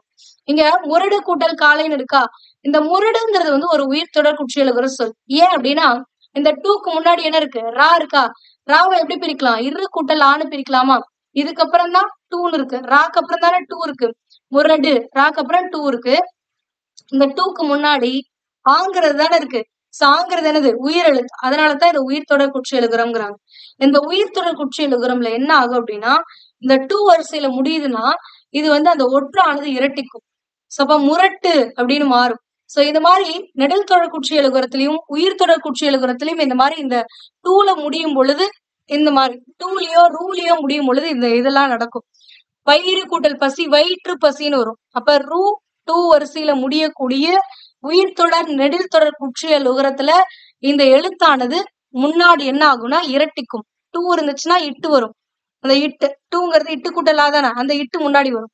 ரூ வந்துச்சுன்னா இட்டு கூட்டல் ஊ அப்ப இற்றானது முன்னாடி வரும். சோ அந்த மாதிரிதான் இங்க முரடு கூட்டல் காலைங்கும் போது இட்டு ஆனது இங்க முரட்டு கூட்டல் காலைன்னு மாறுது. சோ இந்த மாதிரி ஒற்று இரட்டிக்கும் பொழுது என்ன ஆகும்னா உயிர் தொடர் குற்றியலுகரத்திலையும் நெடில் தொடர் குற்றியலுகரத்திலையும் வல்லினமானது மிகும். அதனாலதான் இங்க முரட்டு காலை அப்படின்னு வந்திருக்கு. அடுத்தது வன்தொடர் குற்றியலுகரம். வன்தொடர் குற்றியலுகரம் அப்படின்னா இந்த குசுடு துபுருங்கிற குற்றியலுகர எழுத்துக்களுக்கு முன்னாடி ஒரு வல்லின மெய்யெழுத்து இருந்துச்சு அப்படின்னா அது வன்தொடர் குற்றியலுகரம்னு சொல்லுவாங்க. வல்லின மெய்யெழுத்துனா என்னது க ச ட த ப ர ந இத்து இச்சு இட்டு இத்து இப்பு இரு இதுதான் வல்லின மெய்யெழுத்துக்கள். அப்ப இந்த சூக்கு முன்னாடி இச்சு இருக்கா இச்சுங்கிறது என்னது ஒரு வல்லின மெய்யெழுத்து அதைத்தான் வன்தொடர் குற்றியலுகரம். அப்ப குசுடு துபுருக்கு முன்னாடி ஒரு வல்லின மெய்யெழுத்து இருந்துச்சுன்னா அது வன்தொடர் குற்றியலுகரம்னு சொல்லுவாங்க. இயல்பாகவே வன்தொடர் குற்றியலுகரத்தோட இன்னொரு சொல் சேரும் பொழுது என்ன ஆகும் அப்படின்னா வல்லினமானது மிகும். அப்ப அச்சு கூட்டல் பலகை அச்சு பலகை. அடுத்தது மென்தொடர் குற்றியலுகரம் அப்படிங்கும் பொழுது பஞ்சு கூட்டல் பொதி. இதுல சூக்கு முன்னாடி என்ன இருக்குன்னா இஞ்சு இருக்கு. இஞ்சுங்கிறது வந்து ஒரு மெல்லின மெய்யெழுத்து. அப்ப வல்லின மெய்யெழுத்து இருந்தா வன்தொடர் குற்றியலுகரம் மெல்லின மெய்யெழுத்து இருந்துச்சுன்னா அது மென்தொடர் குற்றியலுகரம். இதுவே இடையின எழுத்து எரள வளல அந்த மெய்யெழுத்துக்கள் இருந்துச்சுன்னா அது இடைத்தொடர் குற்றியலுகரம்னு சொல்லுவாங்க. சோ இப்ப பஞ்சு கூட்டல் பொதி சேரும் பொழுது பஞ்சு பொதின்னு வரும். இந்த இடத்துல மென்தொடர் குற்றியலுகரமாக இருந்தாலும் வல்லினமானது மிகும். ஏன் அப்படின்னா பஞ்சுங்கிறது என்னது ஒரு பெயர் சொல் தான். ஓகேங்களா? வினைச்சொல் கிடையாது. அப்ப நடந்துங்கிறது வினைச்சொல்லா வந்ததுனால இந்த இடத்துல வரல. ஆனா இந்த இடத்துல இன்னொரு விஷயமும் இருக்கு. பஞ்சு பொதி. பஞ்சு பொதினா பஞ்சு மூட்டைன்னு அர்த்தம். அப்ப பஞ்சுகளை உடைய மூட்டை அப்படின்னு அர்த்தம். என்னது? பஞ்சுகளை உடைய பொதி அப்படின்னு இதற்கான பொருள். பஞ்சு பொதினா என்ன பொருள்? பஞ்சுகளை உடைய பொதி. இதுல பஞ்சுகளை ஐங்கிற இரண்டாம் வேற்றுமை உருபும். அதனோடு உடைய அப்படிங்கிற பயன் ஒரு சொல் உருபும். ஒரு வேற்றுமை உருபு மட்டும் மறைந்து வந்துச்சுன்னா அது வேற்றுமை தொகை. ஆனா வேற்றுமை உருவோட இன்னொரு சொல் உருபும் மறைந்து வந்துச்சுன்னா அது தொக்கத்தொகை, பயனும் தொக்கத்தொகை அப்படின்னு சொல்லுவாங்க. அப்ப இந்த இடத்துல உருவும் பயனும் தொக்கத்தொகை. வேற்றுமை உருவும் பயனும் தொக்கத்தொகையில கண்டிப்பா வல்லினமானது மிகும். சோ அந்த கான்செப்ட் படி இந்த இடத்துல இது மென்தொடர் குற்றியல் உகரமாகவே இருந்தாலும் கூட இங்க என்ன இருக்கு அப்படின்னா வல்லினமானது மிகுந்திருக்கு. புரியுதுங்களா? ரெண்டுக்கும் டிஃபரன்ஸ் இருக்கு. ஒரு வினைச்சொல் ஒரு மென் தொடர் குற்றியலுகரமாக வந்து புணரும் பொழுது அந்த இடத்துல வல்லினம் மிகாது. ஏன்னா வினைச்சொல்லானது அகர இகர ஈறு ஏறி வந்திருக்கும் போது வல்லினம் மிகும். ஆனா அதே வினைச்சொல் உகர ஈறு ஏறி வரும் பொழுது வன்தொடர் குற்றியலுகரமாக அமைந்தால் மட்டுமே வல்லினமானது மிகும். வேற ஏதாவது இருந்துச்சுன்னா வராது. ஆனா இந்த இடத்துல பஞ்சு பொதி அப்படிங்கிறது ஒரு பெயர் சொல் தான். ஒரு பெயரும் தான் புணர்ந்து இருக்கிறது. சோ அது மட்டும் இல்லாம பஞ்சு பொதி அப்படின்னா பஞ்சுகளை உடைய பொதி. அப்ப இரண்டாம் வேற்றுமை உருவும் பயனும் உடன் தொக்க தொகையில் வந்துள்ளது. சோ இந்த மாதிரி உருவும் பயனும் உடன் தொக்க தொகையில் வரும் பொழுது அது மென்தொடர் குற்றியலகரமாகவே இருந்தாலும் கூட என்ன ஆகும் அப்படின்னா வல்லினமானது மிகும். ஏன்னா உருவும் பயனும் உடன் தொக்க தொகையில் வல்லினம் மிகுங்கிறது ஒரு விதி. சோ அந்த விதியின்படி இந்த இடத்துல வல்லினமானது மிகுந்திருக்கு. ஓகேங்களா? சோ அப்ப எல்லா மெய்தொடர் குற்றியலுகர சொற்கள் வரும் பொழுதும் வல்லினம் மிகும்னு சொல்ல முடியாது. ஒரு சில கண்டிஷன்ஸ் இப்ப இந்த மாதிரி உருவும் பயனும் உடன் தொக்க தொகை காரணமாக இங்க வல்லினம் மிகுந்திருக்கு. ஆனா இங்க உகர ஈறுவை ஏறி வந்த வினைச்சொல் மென்தொடர் குற்றியலுகரமாக வந்ததனால் இங்க வல்லினமானது மிகல. சோ இந்த மாதிரி பிற விதிகளையும் இணைத்து பார்த்துதான் ஒரு மென்தொடர் குற்றியலுகரத்துல வல்லினம் மிகுமா மிகாதாங்கிறத சொல்ல முடியும். ஓகேங்களா? அடுத்தது மார்பு கூட்டல் கூடு அப்படிங்கும் பொழுது மார்பு கூடு இக்கானது வரணும். இந்த இடத்துல மார்புங்கிறது வந்து ஒரு இடைத்தொடர் குற்றியலுகரம். மார்பின் அது கூடு அப்படின்னு. ஓகேங்களா? சோ அதனால இங்க வந்து ஆறாம் வேற்றுமை தொகையில் என்ன பண்ணும் அப்படின்னா வல்லினமானது மிகும். அடுத்தது எஃகு கூட்டல் கம்பிங்கும் போது எஃகு கம்பி அப்படின்னு வரும். இந்த இடத்துல ஏமா மிக்கு வந்துச்சு? ஆயுத தொடர் குற்றியலுகரம் தானே. ஆயுத தொடர் குற்றியலுகரம்னாவே வல்லினம் மிகுமா அப்படின்னு கேட்டீங்கன்னா அப்படி கிடையாது. ஒரு சில ஆயுத தொடர் குற்றியலுகரங்கள்ல வல்லினம் மிகும். இங்கேயும் அதே ரீசன் தான். எஃகு கம்பினா என்ன அர்த்தம்? எஃகுங்கிறது ஒரு பொருள், கம்பிங்கிறது அதனால் செய்யப்பட்டது. அப்போ எஃகினால் ஆன கம்பி அப்படின்னு வருமா? இதை எப்படி பிரிக்கலாம்? எஃகினால் ஆன கம்பி. ஓகேங்களா? இங்க ஆள் அப்படிங்கிற அந்த மூன்றாம் வேற்றுமை உருவும் ஆன அப்படிங்கிற அந்த சொல்லுருவும் பயனும் மறைந்து வந்துள்ளது. அப்போ இந்த இடத்துல மூன்றாம் வேற்றுமை உருவும் பயனும் உடன் தொக்க தொகை அப்படிம்பாங்க. அப்ப நான் ஆல்ரெடி சொல்லிட்டேன், உருவும் பயனும் உடன் தொக்க தொகையினாலே உங்களுக்கு என்ன வந்துடும்? வல்லினம் வரும். அப்ப இந்த இடத்துல அந்த விதியின் படித்தான் இங்க இக்கு வந்திருக்கு. ஓகேங்களா? சோ இந்த புணர்ச்சியை பொறுத்த வரைக்கும் வல்லினம் மிகும் மிகா இடங்களும் உங்களுக்கு தெளிவா தெரிஞ்சிருக்கணும். தெரிஞ்சா மட்டும்தான் ரெண்டு சொற்கள் சேரும் பொழுது அந்த இடத்துல வல்லினம் மிகுமா மிகாதாங்கிறது உங்களால சொல்லவே முடியும். இப்ப எஃகு கூட்டல் கம்பினா எஃகு கம்பி ஏன் வந்துச்சு? எஃகினால் ஆன கம்பி. உருவும் பயனும் உடன் தொக்கு தொகை வந்திருப்பதனால் இது ஆயுத தொடராக இருந்தாலும் வல்லினம் மிகுது. பஞ்சு பொதி பஞ்சினால் ஆன பஞ்சுகளை உடைய பொதி இல்லைன்னா பஞ்சினால் ஆன பொதின்னு கூட சொல்லுங்க. மொத்தத்துல அது உருவும் பயனும் உடன் தொக்க தொகை. சோ அப்படின்னு வர அந்த இடத்துல மென்தொடர் குற்றியலுகரமாக இருந்தாலும் கூட வல்லினம் மிகும். எல்லா மென்தொடர் குற்றியலுகரத்திலும் வல்லினம் மிகாது. ஒரு சில கண்டிஷன்ஸ் இந்த மாதிரி உருவும் பயனும் தொக்க தொகையில வந்து வல்லினம் மிகும். அந்த கண்டிஷன் படி இங்க வந்து வல்லினம் மிகுந்திருக்கு. ஓகேங்களா? இதுவே மருந்து சீட்டு, மருந்து கூட்டல் சீட்டு. இப்போ இந்த இடத்துல வல்லினம் மிகுமான்னு கேட்டீங்கன்னா மிகும். மருந்து சீட்டுன்னு தான் எழுதணும், இச்சு போடணும். ஏன் போடணும் அப்படின்னு கேட்டீங்கன்னா மருந்து சீட்டு அப்படிங்கும் பொழுது மருந்து அப்படிங்கிற இந்த சொல்லானது மென்தொடர் குற்றியலுகரம் தான். சோ இந்த இடத்துல ஏன் போடணும் அப்படின்னு கேட்டீங்கன்னா இங்க மருந்து சீட்டுன்னு தனியா இப்படி எழுதிட்டீங்கன்னு வச்சுக்கோங்களேன். மருந்து சீட்டு அப்படின்னு எழுதினீங்கன்னா இதற்கான பொருள் என்னன்னா மருந்தும் சீட்டும் அப்படின்னு பொருள். அதாவது ஒரு உண்மை தொகையா மாறிடும். உண்மை தொகையில வல்லினம் மிகாது. சோ அதனால இந்த இடத்துல இச்சு வரல அப்படின்ற பொருள்ல வந்துடும். இப்ப மருந்து சீட்டுனா மருந்தும் சீட்டும்னு வந்துடும். ஆனா இந்த இடத்துல இச்சு போட்டீங்கன்னா மருந்து சீட்டுன்ற பொருளை தரும். ஓகேங்களா? மருந்தும் சீட்டுங்கிற பொருள் வேற, மருந்து சீட்டு அப்படிங்கிற பொருள் வேற. பிரிஸ்கிரிப்ஷன் வேற, மெடிசன் பிளஸ் அந்த ஒரு சீட்டு ஏதாவது ஒரு சீட்டா இருக்கலாம். அந்த இது வேற. ஓகேங்களா? சோ அதனாலதான். அப்போ வேற்றுமை தொகையில 6ஆம் வேற்றுமை தொகையில வல்லினம் மிகும், உண்மை தொகையில வல்லினம் மிகாது. ஓகேங்களா? இந்த மாதிரி பல விஷயங்கள் இருக்கு. இதெல்லாம் நம்ம ஆல்ரெடி லோயர் ஸ்டாண்டர்ட்ல படிச்சதுதான். சோ இந்த இடத்துல நீங்க இச்சு போடலாம்னா பொருள் மாற்றம் அடையும். அதனாலதான் வல்லினம் மிகும் இடம் மிகா இடம் ஏன் படிக்கணும்னா பொருளை மாத்தி கொடுக்கும். பொருளையே வந்து 2 சொற்களுக்குமான பொருளே வந்து மாறிடும். சோ அதனாலதான் வேலை கொடுத்தான், வேலை கொடுத்தான். அந்த இடத்துல இக்கு போட்டீங்கன்னா பொருள் மாறும். அதாவது வேலை கொடுத்தான். அடுத்தது வேலை கொடுத்தான். இப்ப முதல்ல இக்கு போட்டிருக்கேன், இங்க இக்கு போடல. இந்த ரெண்டுக்குமே டிஃபரன்ஸ் இருக்கு. வேலை கொடு அப்படின்னா இந்த இடத்துல வேலை ஐங்கிற அந்த வேற்றுமை உருவானது மறைந்து வராமல் வெளிப்படையாக வந்திருக்கிறது. அப்ப வேல் கூட்டல் ஐ தான் வேல் ஐ. ஓகேங்களா? சோ அப்ப இந்த இடத்துல இக்கு வந்திருக்குன்னா 2ஆம் வேற்றுமை உருவு வெளிப்படையாக வந்துள்ளதனால் வல்லினம் ஆனது மிகுந்திருக்கு அப்படின்னா இந்த இடத்துல 2ஆம் வேற்றுமை உருவு ஐ. இப்ப வேல்ங்கிறது மட்டும்தான் இந்த இடத்துல பொருள். அப்ப வேல் கொடு அப்படின்னா வேல், இந்த முருகன் கையில இருக்கக்கூடிய அந்த வேல்னு இந்த இடத்துல பொருள் வருது. ஆனா இந்த இடத்துல வேலைங்கிறது வேல் கூட்டல் ஐ கிடையாது, வெறுமனே வேலை பணிங்கிற பொருள்ல வந்திருக்கு. சோ இங்க பணிங்கிற பொருளையும் அதே வேலை இங்க வரும் பொழுது வேல்ங்கிறதையும் குறிச்சிருக்கு. அப்ப 2ஆம் வேற்றுமை உருவு வெளிப்படையாக வந்தால் அங்கு வல்லினம் மிகும். சோ அப்படிங்கும் பொழுதுதான் இந்த ஐங்கிறது 2ஆம் வேற்றுமை உருவு, அப்ப வேல்ங்கிறது தான் பொருளை குறிக்குதுங்கிறதே நம்மளால தெளிவா புரிஞ்சுக்க முடியும். ஓகேங்களா? சோ இந்த மாதிரி பல விதிகள் இருக்கு, அதை தெரிஞ்சுக்கோங்க. சோ இது குறித்து நம்ம ஆல்ரெடி வல்லினம் மிகும் மிகா பகுதிகள்ல பார்த்திருக்கோம். அது நம்மளுடைய TNPSC 2025 new syllabus based Tamil வகுப்புகள்ல உங்களுக்கு பிளேலிஸ்ட்ல சந்திப்பிலைங்கிற தலைப்பின் கீழே அவைலபிளா இருக்கு, செக் பண்ணிக்கோங்க. இது மட்டும் இல்லாம புணர்ச்சி விதிகளும் ஆல்ரெடி பார்த்தாச்சு. 8th 9th 11th இருக்கக்கூடிய புணர்ச்சி விதிகளை ஆல்ரெடி சேம் பிளேலிஸ்ட்லயே உங்களுக்கு புணர்ச்சி விதிகள் அப்படிங்கிற தலைப்பின் கீழே கொடுத்திருக்கோம், பாத்துக்கோங்க. ஓகேங்களா? அடுத்தது இலக்கண தெரிச்சுக்கொள் தவறான இணையை எழுதுக. இந்த கொஸ்டின் ப்ரீவியஸ் இயர் அப்படியே கேட்டிருந்தாங்க. உங்களுக்கு என் மேல சந்தேகம் இருந்துச்சுன்னா 42 தகுதி தேர்வுகள் இதுவரை நடைபெற்றிருக்கு. அந்த தகுதி தேர்வுல போய் எடுத்து பாருங்க, இது கொடுத்திருப்பாங்க. ஓகேங்களா? மொழி கூட்டல் ஆளுமை. மொழி ஈழ முடியுதா, ஆளுமை ஆள தொடங்குதா, அப்ப உயிரெழுத்துல முடிச்சு உயிரெழுத்துல தொடங்குது. அப்ப இது சரியான இணை. அடுத்தது தமிழ் கூட்டல் உணர்வு. இல் மெய் எழுத்துல முடிஞ்சிருக்கு, உயிரெழுத்துல தொடங்குது. அப்ப மெய் ஈறு உயிர் முதல். அடுத்தது கடல் கூட்டல் அலை. இல்ல மெய் எழுத்துல முடிஞ்சிருக்கு, அலை உயிரெழுத்துல தொடங்குது. இப்ப மெய்யீறு உயிர் முதல்னு வரணும். ஆனா இங்க உயிரீறு மெய் முதல்னு கொடுத்திருக்காங்க. அப்ப இது தப்பு. சோ அப்ப இதுதான் வந்து தவறான இணை. ஓகேங்களா? மண் கூட்டல் வளம். மெய் எழுத்துல முடிஞ்சிருக்கு, வளம் வாங்கிறது இவ்வு கூட்டல் ஆ. அப்ப இதுவும் மெய் எழுத்துல தொடங்குது. அப்ப மெய்யீறு மெய் முதல். ஓகேங்களா? அடுத்தது பேச்சு வழக்கை எழுத்து வழக்காக மாற்றுங்க. காலங்காலத்துல எந்திரிச்சு படிச்சா ஒரு தெளிவு கிடைக்கும் அப்படின்றாங்க. அப்ப இதை எப்படி சொல்லணும்? காலங்காத்தாலங்கிறது அதிகாலையில் சொல்லணும்.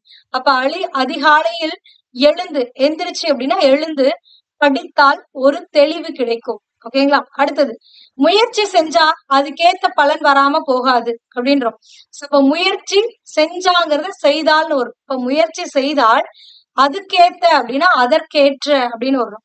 அதற்கேற்ற பலன் வராமல் போகாது. போகாது, வராமல் போகாது. அடுத்தது காலத்துக்கு ஏத்த மாதிரி புதுசா மொழி வடிவத்தை மாத்தணும் அப்படின்றாங்க. இப்ப காலத்திற்கு ஏற்றாற்போல் அப்படின்னு சொல்லலாம். இல்லைன்னா காலத்திற்கு ஏற்ப புதுசா அப்படிங்கிறத புதிதாக மொழி வடிவத்தை அப்படின்னா மொழி வடிவத்தை மாற்ற வேண்டும். மாத்தணும் அப்படின்னா மாற்ற வேண்டும். அடுத்தது ஒவ்வொருத்தரும் பேசிக்கிட்டு இருக்கும் போது எல்லாத்தையும் கவனமா பதிய வைக்கணும் அப்படின்றாங்க. ஒவ்வொருத்தரும் இல்ல, ஒவ்வொருவரும் பேசிக்கிட்டு இருக்கும் போது அப்படிங்கும்போது பேசிக்கொண்டிருக்கும் போது எல்லாவற்றையும் கவனமாக பதிய ஆகனா இப்போ வரணும். இந்த இடத்துல கவனமாக பதிய வைக்க வேண்டும். ஏன்னா ஆக என ஆகிய சொற்கள்லாம் வரும் பொழுது இப்பானது வரும். அடுத்தது தேர்வு எழுத வேகமா போங்க, நேரம் கழிச்சு போனா பதட்டமாயிரும் அப்படின்றாங்க. அப்ப தேர்வு எழுத வேகமாக, தேர்வு எழுதுங்கிறத அப்படியே கூட நீங்க பயன்படுத்திக்கலாம், தவறு கிடையாது. தேர்வு எழுத வேகமா போங்கன்னு இருக்குல்ல, அப்ப வேகமாக செல்லுங்கள் அப்படின்னு வரும். இந்த இடத்துல இச்சு வரணும், வேகமாக செல்லுங்கள். நேரம் கழிச்சு போனா, நேரம் கழித்து போனால் பதற்றமாகிவிடும் அப்படின்னு வரும். ஓகேங்களா? சோ இதுதான் பாத்துக்கோங்க. அடுத்தது மொழியை ஆல்பம் பகுதியில முதல் இயல்ல என்ன கொடுத்திருக்காங்க அப்படின்னா, மகாவித்வான் மீனாட்சி சுந்தரனாரை பத்தி சான்றோர் சித்திரத்துல கொடுத்திருக்காங்க. இது வேணுங்கிறவங்க படிச்சுக்கோங்க, வேணாங்கிறவங்க விட்டுருங்க. ஆனா நான் இப்ப சொல்லுவேன். ஏன் சொல்லுவேன்னா, இந்த சான்றோர் சித்திரம் பேஸ் பண்ணி ஒரு 5 கேள்விகள் கேட்டிருக்காங்க இங்க. இந்த 5 கேள்விகளுமே நம்மளுடைய சிலபஸ்ல இருக்கக்கூடியதுக்கு ரிலேட்டடானதான். சோ அதனால படிச்சுக்கிறது நல்லது. ஓகேங்களா? தமிழ் இலக்கிய வரலாறுல புலமை கதிரவன் அப்படின்னு யார சொல்லுவாங்க அப்படின்னா, மகாவித்வான் மீனாட்சி சுந்தரனார சொல்லுவாங்க. இவரு அதவத்தூர் அப்படிங்கிற ஊர்ல, திருச்சிக்கு பக்கத்துல இருக்கக்கூடிய இந்த அதவத்தூர் அப்படிங்கிற ஊர்ல பிறந்திருக்காரு. திருவாடுதுறை மடத்துடைய தலைமை புலவராகவும் விளங்கி இருக்கிறாரு. மீனாட்சி சுந்தரனார் என்ன பண்றாருன்னா, தமிழ் அறிஞர்களை தேடி தேடி போய் தமிழ் மொழிய கற்றிருந்திருக்காரு. தமிழ் மொழியில இருக்கக்கூடிய சிறப்புகளை, தமிழ் மொழியை கற்றிருந்திருக்கிறார். அப்படி யார்கிட்ட எல்லாம் போய் கற்றிருக்காரு அப்படின்னு பாத்தீங்கன்னா, திருவாடுதுறை மடத்துடைய தலைவர் சுப்பிரமணிய தேசிகர் கிட்டையும், சென்னை தாண்டவராயர் கிட்ட, திருத்தணிகை விசாக பெருமாள், இந்த 3 பேர்கிட்டையும் எப்படி பூக்கள்ல இருக்கக்கூடிய தேனை உண்பதற்காக வண்டுக்கள் வந்து மொய்க்குமோ அந்த மாதிரி இவங்க 3 பேரையும் போய் மொய்த்து என்ன பண்ணிருக்காருன்னா தமிழை கற்றிருக்கிறாரு. இவர் இயற்றினதுதான் சேக்கிழார் பிள்ளை தமிழ் அப்படிங்கிற நூல். இந்த சேக்கிழார் பிள்ளை தமிழுடைய பெருமை இவருடைய பெருமையை உணர்த்தும் அப்படின்றாங்க. தலப்புராணங்கள் பாடுறதுல வல்லவர் யார் அப்படின்னா இந்த மகாவித்வான் மீனாட்சி சுந்தரனார். இவர் எழுதிய நூல்கள் அப்படின்னு பாத்தீங்கன்னா யமக அந்தாதி, திருவந்தாதி, வெண்பா அந்தாதி, இது எல்லாமே. அது மட்டும் இல்லாம மாலை, கோவை, கலம்பகம், பிள்ளைத்தமிழ் ஆகிய பெருமையும் பாடிய பெருமையும் இவருக்கு இருக்கு. சாமிநாதர் அவர்கள், சாமிநாதர், தியாகராசர், குலாம் காதிரி நாவலர் முதலோர் இவருடைய மாணாக்கர்கள் தான். ஓஎஸ்ஆல நம்ம படிச்சிருக்கோம்ல, அவரெல்லாம் யாருடைய மாணாக்கர் அப்படின்னு பாத்தீங்கன்னா இந்த மீனாட்சி வித்வான் பிள்ளையுடைய மாணாக்கர் தான். ஓகேங்களா? அடுத்தது மகாவித்வான் திரிசிரபுரம் மீனாட்சி சுந்தரனார் அவர்களின் புகழ் தமிழ் உள்ளவரையில் வாழும் அப்படின்றாங்க. இப்ப முதல் கேள்வியா என்ன கொடுத்திருக்காங்கன்னா, தமிழ் இலக்கிய வரலாற்றில் புலமை கதிரவன், இத்தொடரில் புலமை கதிரவன் என்பதற்குரிய இலக்கண குறிப்பு கேட்கிறாங்க. புலமை கதிரவன் அப்படிங்கிறது 2ஆம் வேற்றுமை உருவும் பயனும் உடன் தொக்க தொகை. ஏன் அப்படின்னு கேட்டீங்கன்னா, புலமை கதிரவன் எப்படி, புலமை கதிரவனுடைய பொருள் என்ன? புலமையை உடைய கதிரவன் அப்படிங்கிறதா பொருள். அப்ப புலமையை ஐங்கிற இந்த 2ஆம் வேற்றுமை உருவும், ஐங்கிற உருவும், அதோடு உடைய அப்படிங்கிற ஒரு சொல்லுருவும் வந்து இந்த இடத்துல பயன்னு சொல்லுவாங்க. இப்போ உருவும் பயனும் மறைந்து வந்திருக்கு. 2ஆம் வேற்றுமை உருவும் பயனும் மறைந்து வந்ததுனால் இது 2ஆம் வேற்றுமை உருவும் பயனும் உடன் தொக்க தொகை. தொக்க அப்படின்னா மறைந்து வருது. இப்ப புலமை கதிரவனும் போது இந்த இடத்துல அந்த உருவும் பயனும் மறைந்து வந்திருக்கா. சோ அதனாலதான் அதை தொகைன்னு சொல்லுவாங்க. அப்ப 2ஆம் வேற்றுமை உருவும் பயனும் உடன் தொக்க தொகை. அடுத்தது மேற்கண்ட பத்தியில் இடம்பெற்றுள்ள ஓமை உருவக தொடர்களை கண்டறிக அப்படின்றாங்க. இந்த இடத்துல ஊமை தொடர் எதுனா, பூக்கள் தோறும் சென்று தேனுண்ணும் வண்டு போல அப்படின்றமில்ல. சோ அப்ப பூக்கள் தோறும் சென்று தேனுண்ணும் வண்டு அப்படிங்கறதுதான் வந்து ஊமை. ஓகேங்களா? அடுத்தது 3வது கேள்வி. மீனாட்சி சுந்தரனார் தலப்புராணங்களில் பாடுவதில் மீனாட்சி சுந்தரனார் தலப்புராணங்கள் பாடுவதில் சிறந்தவர். விடைக்கேற்ற வினாவை அமைக்க அப்படின்றாங்க. இப்ப மீனாட்சி சுந்தரனார் எவற்றை பாடுவதில் சிறந்தவர் அப்படின்னு கேட்கலாம். ஓகேங்களா? பத்தியில் மொழி முதல் எழுத்துக்களை கொண்டு அமைந்த சொற்களில் எவை எவை வடமொழி சொற்கள் அப்படின்னு கேக்குறாங்க. இது ஏன் இப்படி கேக்குறாங்க அப்படின்னு நம்ம ஆல்ரெடி சொல்லியிருக்கோம். மொழி முதல் எழுத்துக்கள் 22. அந்த எழுத்துக்கள் ஆரம்பிச்சா மட்டும்தான் அது தமிழ் சொல்லா இருக்க முடியும் அப்படின்னும். அந்த எழுத்துக்கள் ஆரம்பிக்கலன்னா அது பிறமொழி சொற்கள் அப்படின்றத நம்மளால சொல்ல முடியும். ஆனா இந்த 22 எழுத்துக்கள்ல ஆரம்பித்தும் கூட ஒரு சில சொற்கள் பிறமொழி சொற்களாக அமையும். சோ அந்த சொற்கள் என்னன்னு கேக்குறாங்க. அப்ப இங்க இருக்கக்கூடிய பத்தியில இருக்கக்கூடிய சொற்கள் என்னென்ன வந்து வடமொழி சொற்கள் அப்படின்னா, மகாவித்வான்ங்கிறது வடமொழி சொல், தேசிகர் அப்படிங்கிறது ஒரு வடமொழி சொல், யமகம் அப்படிங்கிறது வந்து ஒரு வடமொழி சொல், அந்தாதிங்கிறது ஒரு வடமொழி சொல். நீங்க எல்லாம் கேட்கலாம், மேம் அந்தாதி, அந்தம் கூட்டல் ஆதி, அந்தம்னா முடிவு, ஆதினா தொடக்கம், அப்ப அது வந்து தமிழ் சொல் தானே அப்படின்னு கேட்கலாம். அந்தம் ஆதி இந்த 2மே வடமொழி சொல். இந்த 2 வடமொழி சொற்களும் ஒரு தொடர் மொழியாக அமைந்த அந்தாதிங்கிற பொருள் இங்க வந்திருக்கு. அந்தம் அப்படிங்கிறதுக்கு இணையான தமிழ் சொல் என்ன அப்படின்னா முடிவுங்கிறதா தமிழ் சொல். ஆதிங்கிறதுக்கு முதல் தமிழ் சொல் என்னன்னா தொடக்கம் அப்படிங்கறதுதான் வந்து தமிழ் சொல். ஓகேங்களா? சோ அதனால இது வந்து வடமொழி சொல், இது தமிழ் சொல் கிடையாது. ஓகேங்களா? அடுத்தது விலங்கினார் பகுபத உறுப்பிலக்கணம் கேட்டிருக்காங்க. சோ இது நீங்க வந்து பாத்துக்கோங்க, இது நம்மளுடைய சிலபஸ்ல கிடையாது. அடுத்தது தமிழாக்கம் தருக. இதுவுமே வந்து இப்படி கேட்க மாட்டாங்க. ஒரு சில சொற்களை கொடுத்து கலைச்சொற்கள் அறிதல் பகுதியில கேட்பாங்க. இருந்தாலும் இதை ஒரு வாட்டி படிச்சு பாத்துக்கோங்க, தேவைப்படலாம். ஓகேங்களா? இங்க இருக்கக்கூடிய ஏதாவது ஒரு சொல்லுக்கான பொருள் கேட்கப்படலாம். The pen is mightier than the sword அப்படின்றாங்க. The pen, பென்னுனா எழுதுகோல்னு அர்த்தம் தமிழ்ல. mightier அப்படின்னா வலிமையானதுன்னு அர்த்தம். Then the sword, swordனா என்னன்னா வாள்னு அர்த்தம். அப்ப இதற்கான பொருள் என்னன்னா ஒரு பேனா, ஒரு எழுதுகோலின் முனை வாளின் முனையை விட வலிமையானது அப்படின்றாங்க. ஒரு எழுதுகோலானது வாளை விட வலிமையானதுங்கிறது தான் இதற்கான பொருள். ஓகேங்களா? அடுத்து இரண்டாவது, winners don't do different things, they do things differently.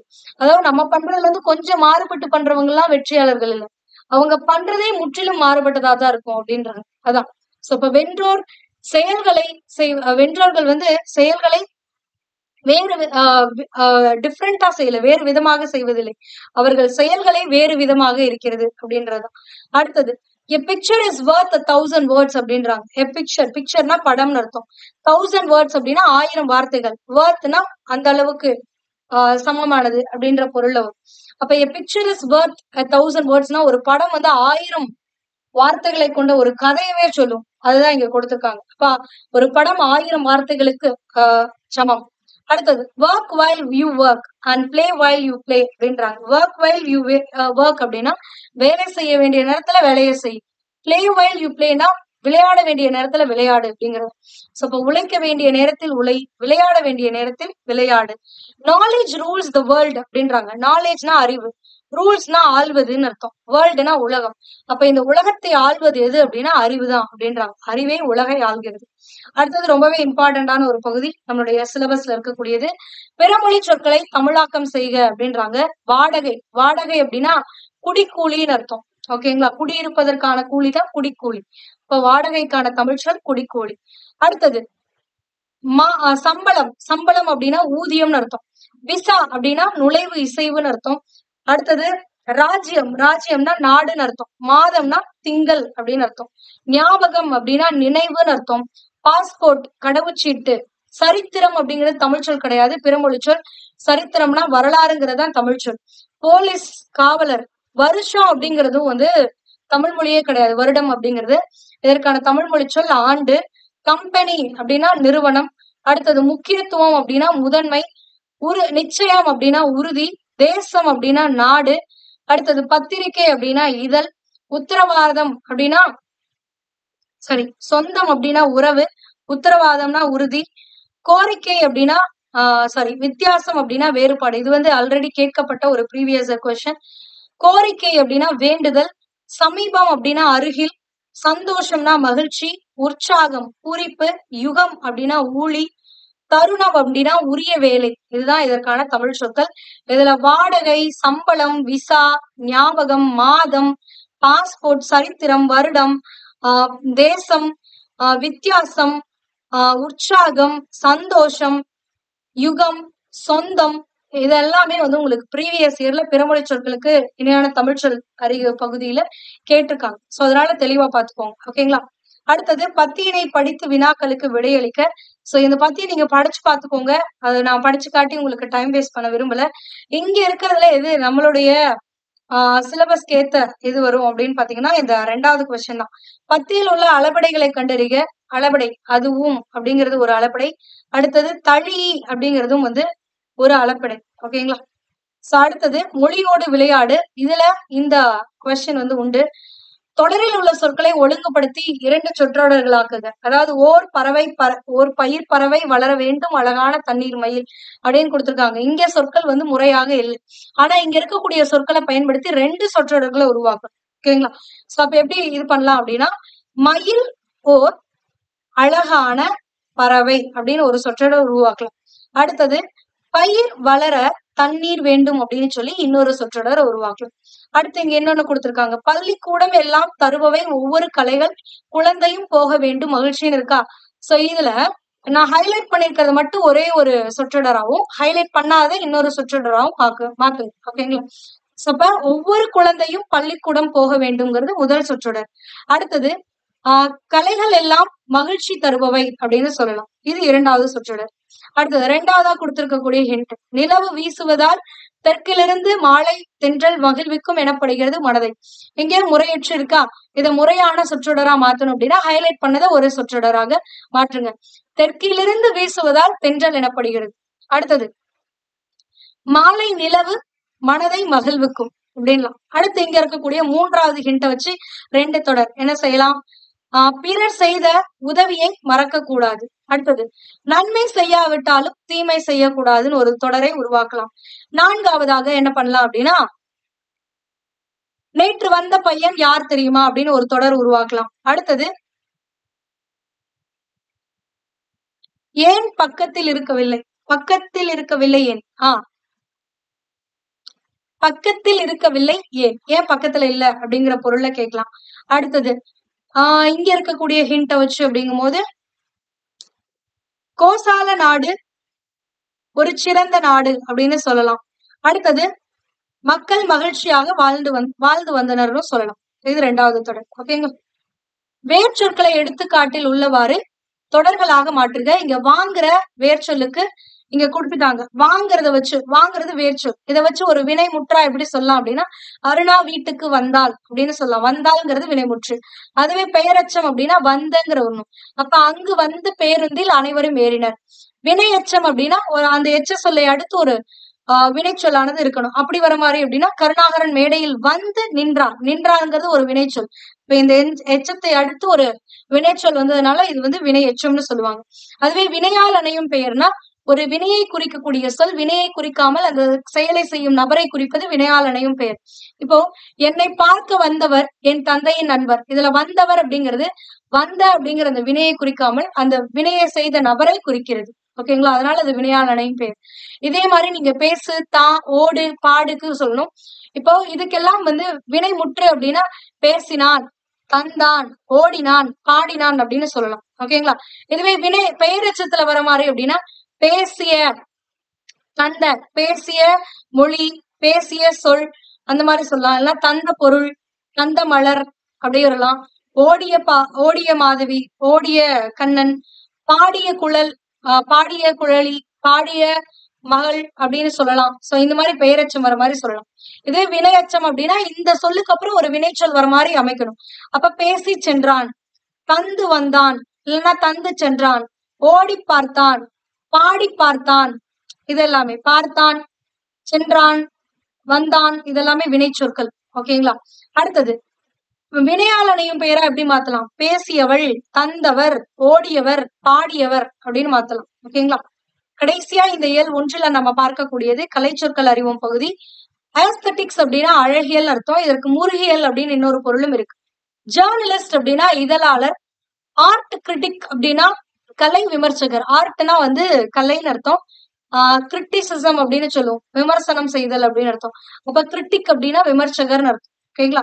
அடுத்தது புக் ரிவ்யூ அப்படின்னா புக்னா புத்தகம், ரிவ்யூனா அதை பத்திய ஒரு இதை கொடுக்கறது. அப்ப புக்குடைய மதிப்புரை, அப்ப புத்தக மதிப்புரை. மிகிரேஷன் அப்படின்னா என்னன்னா புலம்பெயர்தல். மைக்ரேஷன் சொல்லுவாங்க. ஆக்சுவலி மைக்ரேஷன்னா புலம்பெயர்தல். பிலாசபர் அப்படின்னா மெய்யியலாளர். ஓகேங்களா? பிலாசபினா மெய்யியல்னு சொல்லுவாங்க. பிலாசபினா தத்துவம், மெய்யியல் அப்படின்னு சொல்லுவாங்க. பிலாசபர் அப்படின்னா மெய்யியலாளர். ஓகேங்களா? இயல் 1ல இருக்கக்கூடிய இலக்கணமும் மொழித்திறன் பயிற்சி பகுதியை பார்த்தாச்சு. அடுத்து இயல் 2ல இருக்கக்கூடிய பகுதிகளை தான் நம்ம பார்க்கணும். இலக்கண பகுதியா புணர்ச்சி விதிகள் பத்தி கொடுத்திருக்காங்க. இதுக்கான வீடியோ கிளாஸஸ் நம்ம ஆல்ரெடி ப்ரொவைட் பண்ணதுனால இப்ப நம்ம இதை பார்க்க போறது கிடையாது. சோ டிஎன்பிஎஸ்சி, அதாவது நீங்க இப்ப பார்த்துட்டு இருக்கக்கூடிய வீடியோ வந்து இலக்கணமும் மொழித்திறன் பயிற்சிங்கிற பிளேலிஸ்ட்ல அவைலபிளா இருக்கு.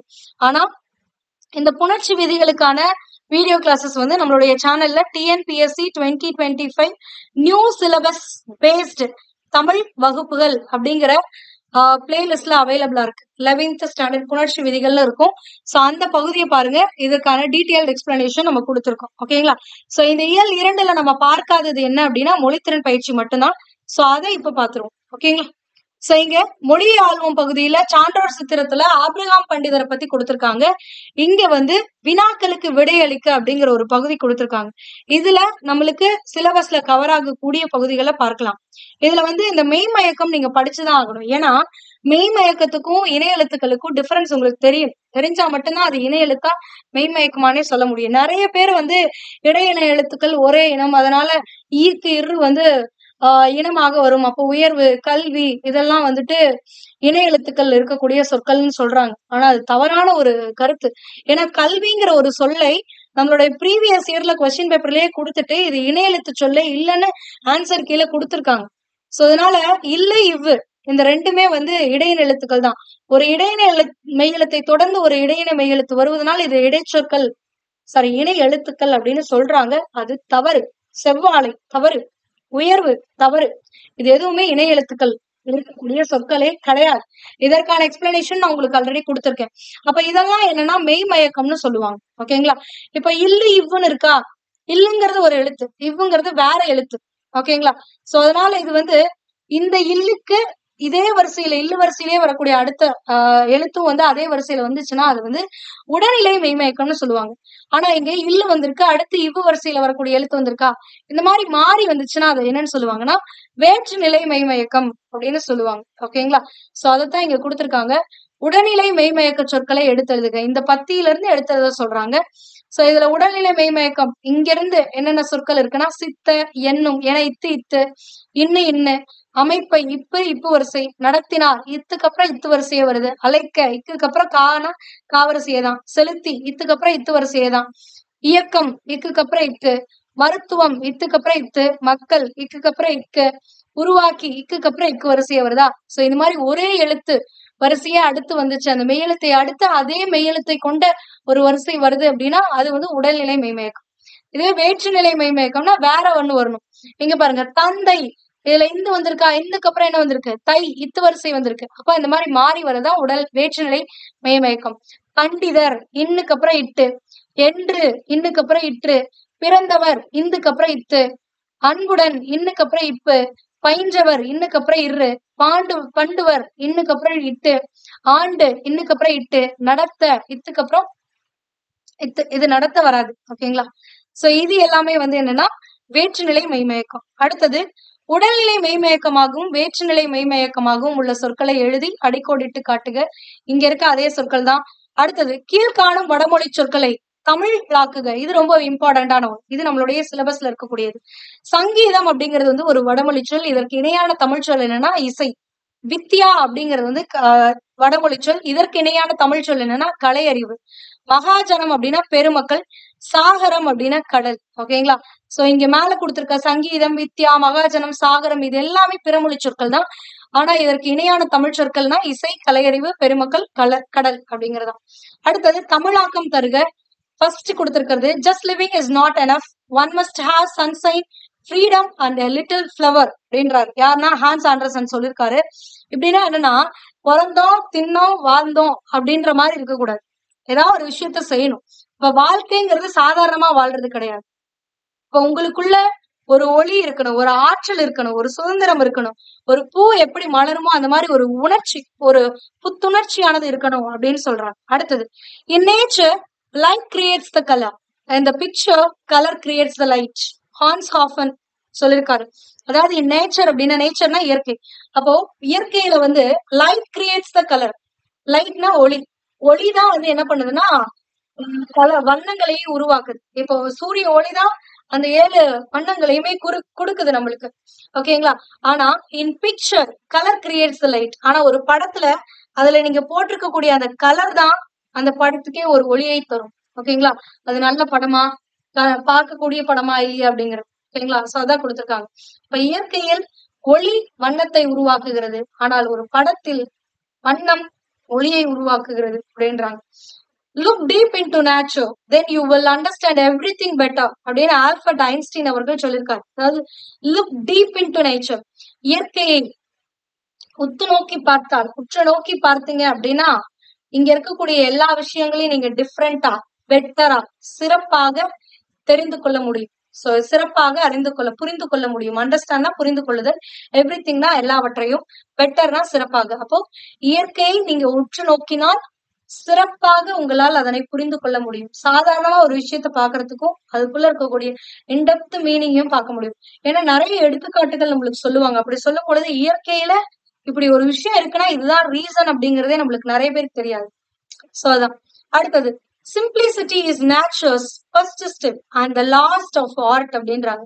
சிம்பிளிசிட்டினா எளிமை. எளிமை அப்படிங்கிறது தான் இயற்கையுடைய முதல் படி. ஆனா ஒரு கலையுடைய இறுதி வடிவமும் அதுதான் அப்படின்றாங்க. Roads are made for journeys not destination. Confucius அப்படிங்கிறவர் சொல்லியிருக்காரு. இது ரொம்ப அழகான ஒரு வாக்கியம். அதாவது ரோடு அப்படின்னா சாலைகள். சாலைகள்ங்கிறது ஜேர்னினா பயணங்கள். பயணங்களுக்காக உருவாக்கப்பட்டதுதான் சாலைகளை தவிர, பயண இலக்கை அடைவதற்கானது கிடையாது அப்படின்றாங்க. ஓகேங்களா? டெஸ்டினேஷனா பயண இலக்கு. ஒன்ஸ் முடிஞ்சிச்சுன்னா முடிஞ்சிச்சு. இலக்கு பயண இலக்குன்னா அவ்வளவுதான். முடிஞ்சிச்சு. அந்த ரோடு எண்ட் ஆயிடுச்சுன்னா எண்ட் ஆயிடுச்சு. அவ்வளவுதான். அதுக்கப்புறம் உங்களால பயணிக்க முடியாதுன்னு அர்த்தம். ஆனா வாழ்க்கைங்கிறது வந்து எந்த ஒரு இலக்கையும் என்ன எல்லாரும் சொல்றாங்க ஆம்பிஷன் வச்சுக்கோங்க. இலக்கை வைத்துக் கொண்டு ஓடுங்கள் அப்படிங்கிறாங்க. அந்த இலக்கை அடைந்ததுக்கு அப்புறம் இன்னொரு இலக்கு தோன்றுமே தவிர, அது முடிவு புள்ளியா அமையாது. சோ அதான் இங்க குடுத்திருக்காங்க. சாலைகள் அப்படிங்கிறது பயணங்களுக்காக உருவாக்கப்பட்டதை தவிர, முடிவு புள்ளியை அடைவதற்கானது கிடையாது அப்படின்றாங்க. ஓகேங்களா? சோ அடுத்தது மயங்கொலி சொற்களை ஒரே தொடரில் அமைத்தெழுதுக. இங்க இருக்கக்கூடிய அனைத்துமே உங்களுக்கு ப்ரீவியஸ் இயர்ல ஒளி வேறுபாடு அறிந்து பொருள் தருக பகுதியிலையும், மயங்கொலி சொற்களை கண்டறிக அப்படிங்கிற பகுதியிலையும், பிழை நீக்கி எழுதுகிற பகுதியிலையும் கேட்கப்பட்டது. சோ அதனால தெளிவா பாத்துக்கோங்க. இங்க உலை, உலை, உழை இந்த மூன்றுக்குமான வேறுபாடுக்கு ஒரு எடுத்துக்காட்டு கொடுத்திருக்காங்க. மன உளைச்சல் தீரவும் வீட்டில் உலை கொதிக்கவும் உழைக்க வேண்டும். உழைத்தல் அப்படிங்கிறது வந்து வேலை செய்யணும். இந்த உலைங்கிறது சாப்பாடு வைக்கிற உலை. இந்த உலை அப்படிங்கிறது வந்து மன உளைச்சலை குறிக்குது. ஓகேங்களா? உளைச்சலை குறிக்கிறது. அடுத்தது வலி, வலி, வலி. இந்த மூன்றை கொண்டு நம்ம இது பண்ணோம். இதுல வலிங்கிறது பெயின், இந்த வலிங்கிறது காற்று, இந்த வலிங்கிறது பாதை. ஓகேங்களா? சோ அப்ப இதை எப்படி சொல்லலாம்? கடுமையான வலி வீசியதால், கடுமையான காற்று வீசியதால், வலி அறியாமல், வலினா அந்த பாதை அறியாமல் ஓடி விழுந்து அடிபட்டு வலிக்கிறது, பெயினா இருக்கு. ஓகேங்களா? அடுத்தது கலை, களை, கழை எப்படின்னா என்னன்னு பார்க்கலாம். கலை அப்படின்னா இப்போ கலை இனிக்கும் கலை பயிரில் களை எடுப்பது ஒரு கலை. இந்த கலை அப்படிங்கிறது வந்து ஆர்ட் அப்படிங்கிற பொருள்ல வரக்கூடியது. இந்த கலை அப்படின்னா கலை பயிர்களுக்கு நடுவுல வரக்கூடிய அந்த செடியை வந்து கலைன்னு சொல்லுவாங்க. ஓகேங்களா? இல்லைன்னா கலைத்தல் அப்படிங்கிற பொருளையும் வரும். இந்த கலை அப்படிங்கிறது வந்து கரும்பை குறிக்கக்கூடியது. அப்ப இது எப்படி ஒரே தொடர்ல வைக்கலாம் அப்படின்னா, இனிக்கும் கலை பயிரில் களை எடுப்பது ஒரு கலை அப்படின்னு சொல்லலாம். நான்காவதாக கணை, கணையை பத்தி கொடுத்திருக்காங்க. இதுல இந்த கணை அப்படிங்கிறது என்ன பொருள்ல வரும் அப்படின்னா, அம்பு அப்படிங்கிற பொருள்ல வரும். இந்த கணைங்கிறது கணைத்தல், குதிரை கணைக்குள்ள குதிரை எழுப்பக்கூடிய ஒளியை குறிக்கக்கூடிய பொருள்ல வரும். இப்ப குதிரை கணைத்ததால் வீரன் கணை வீசினான் அப்படின்னு சொல்லலாம். அடுத்தது ஐந்தாவதாக குறை, குறை. இந்த குறைங்கிறது வந்து கம்மியா இருக்குன்னு பொருள் வரும். இதுவே இந்த குறைங்கிறது நாய் எழுப்பக்கூடிய ஒலி. அப்ப நாய் குறைக்காமல் போனது மிகப்பெரிய குறை. இந்த குறைங்கிறது குறைந்தல் அப்படிங்கிற பொருளையும் வரும், குறைங்கிற பொருளையும் வரும். மிகப்பெரிய குறை. அடுத்தது பொறி, பொறி. இப்போ இந்த பொறிங்கிறது வந்து பொறித்தல் அப்படிங்கிற பொருள். இந்த பொறிங்கிறது வந்து சாப்பிடுற அந்த இது கனிப்பொறி அப்படிங்கிற பொருள்ல வரக்கூடியது. சோ இப்ப சோளம் பொறிக்க பொறியை பயன்படுத்தினர். ஓகேங்களா? சோ அடுத்து நம்ம பார்க்கக்கூடியது மொழியை ஆள்வோம் பகுதியில கடைசியா நம்மளுக்கு கொடுத்திருக்கிறது என்னன்னா கலை சொற்கள் மட்டும்தான். சோ ஆர்கானிக் ஃபார்மிங் அப்படின்னா இயற்கை வேளாண்மைன்னு அர்த்தம். வேல்யூ ஆடட் ப்ராடக்ட்னா மதிப்பு கூட்டு பொருட்கள்.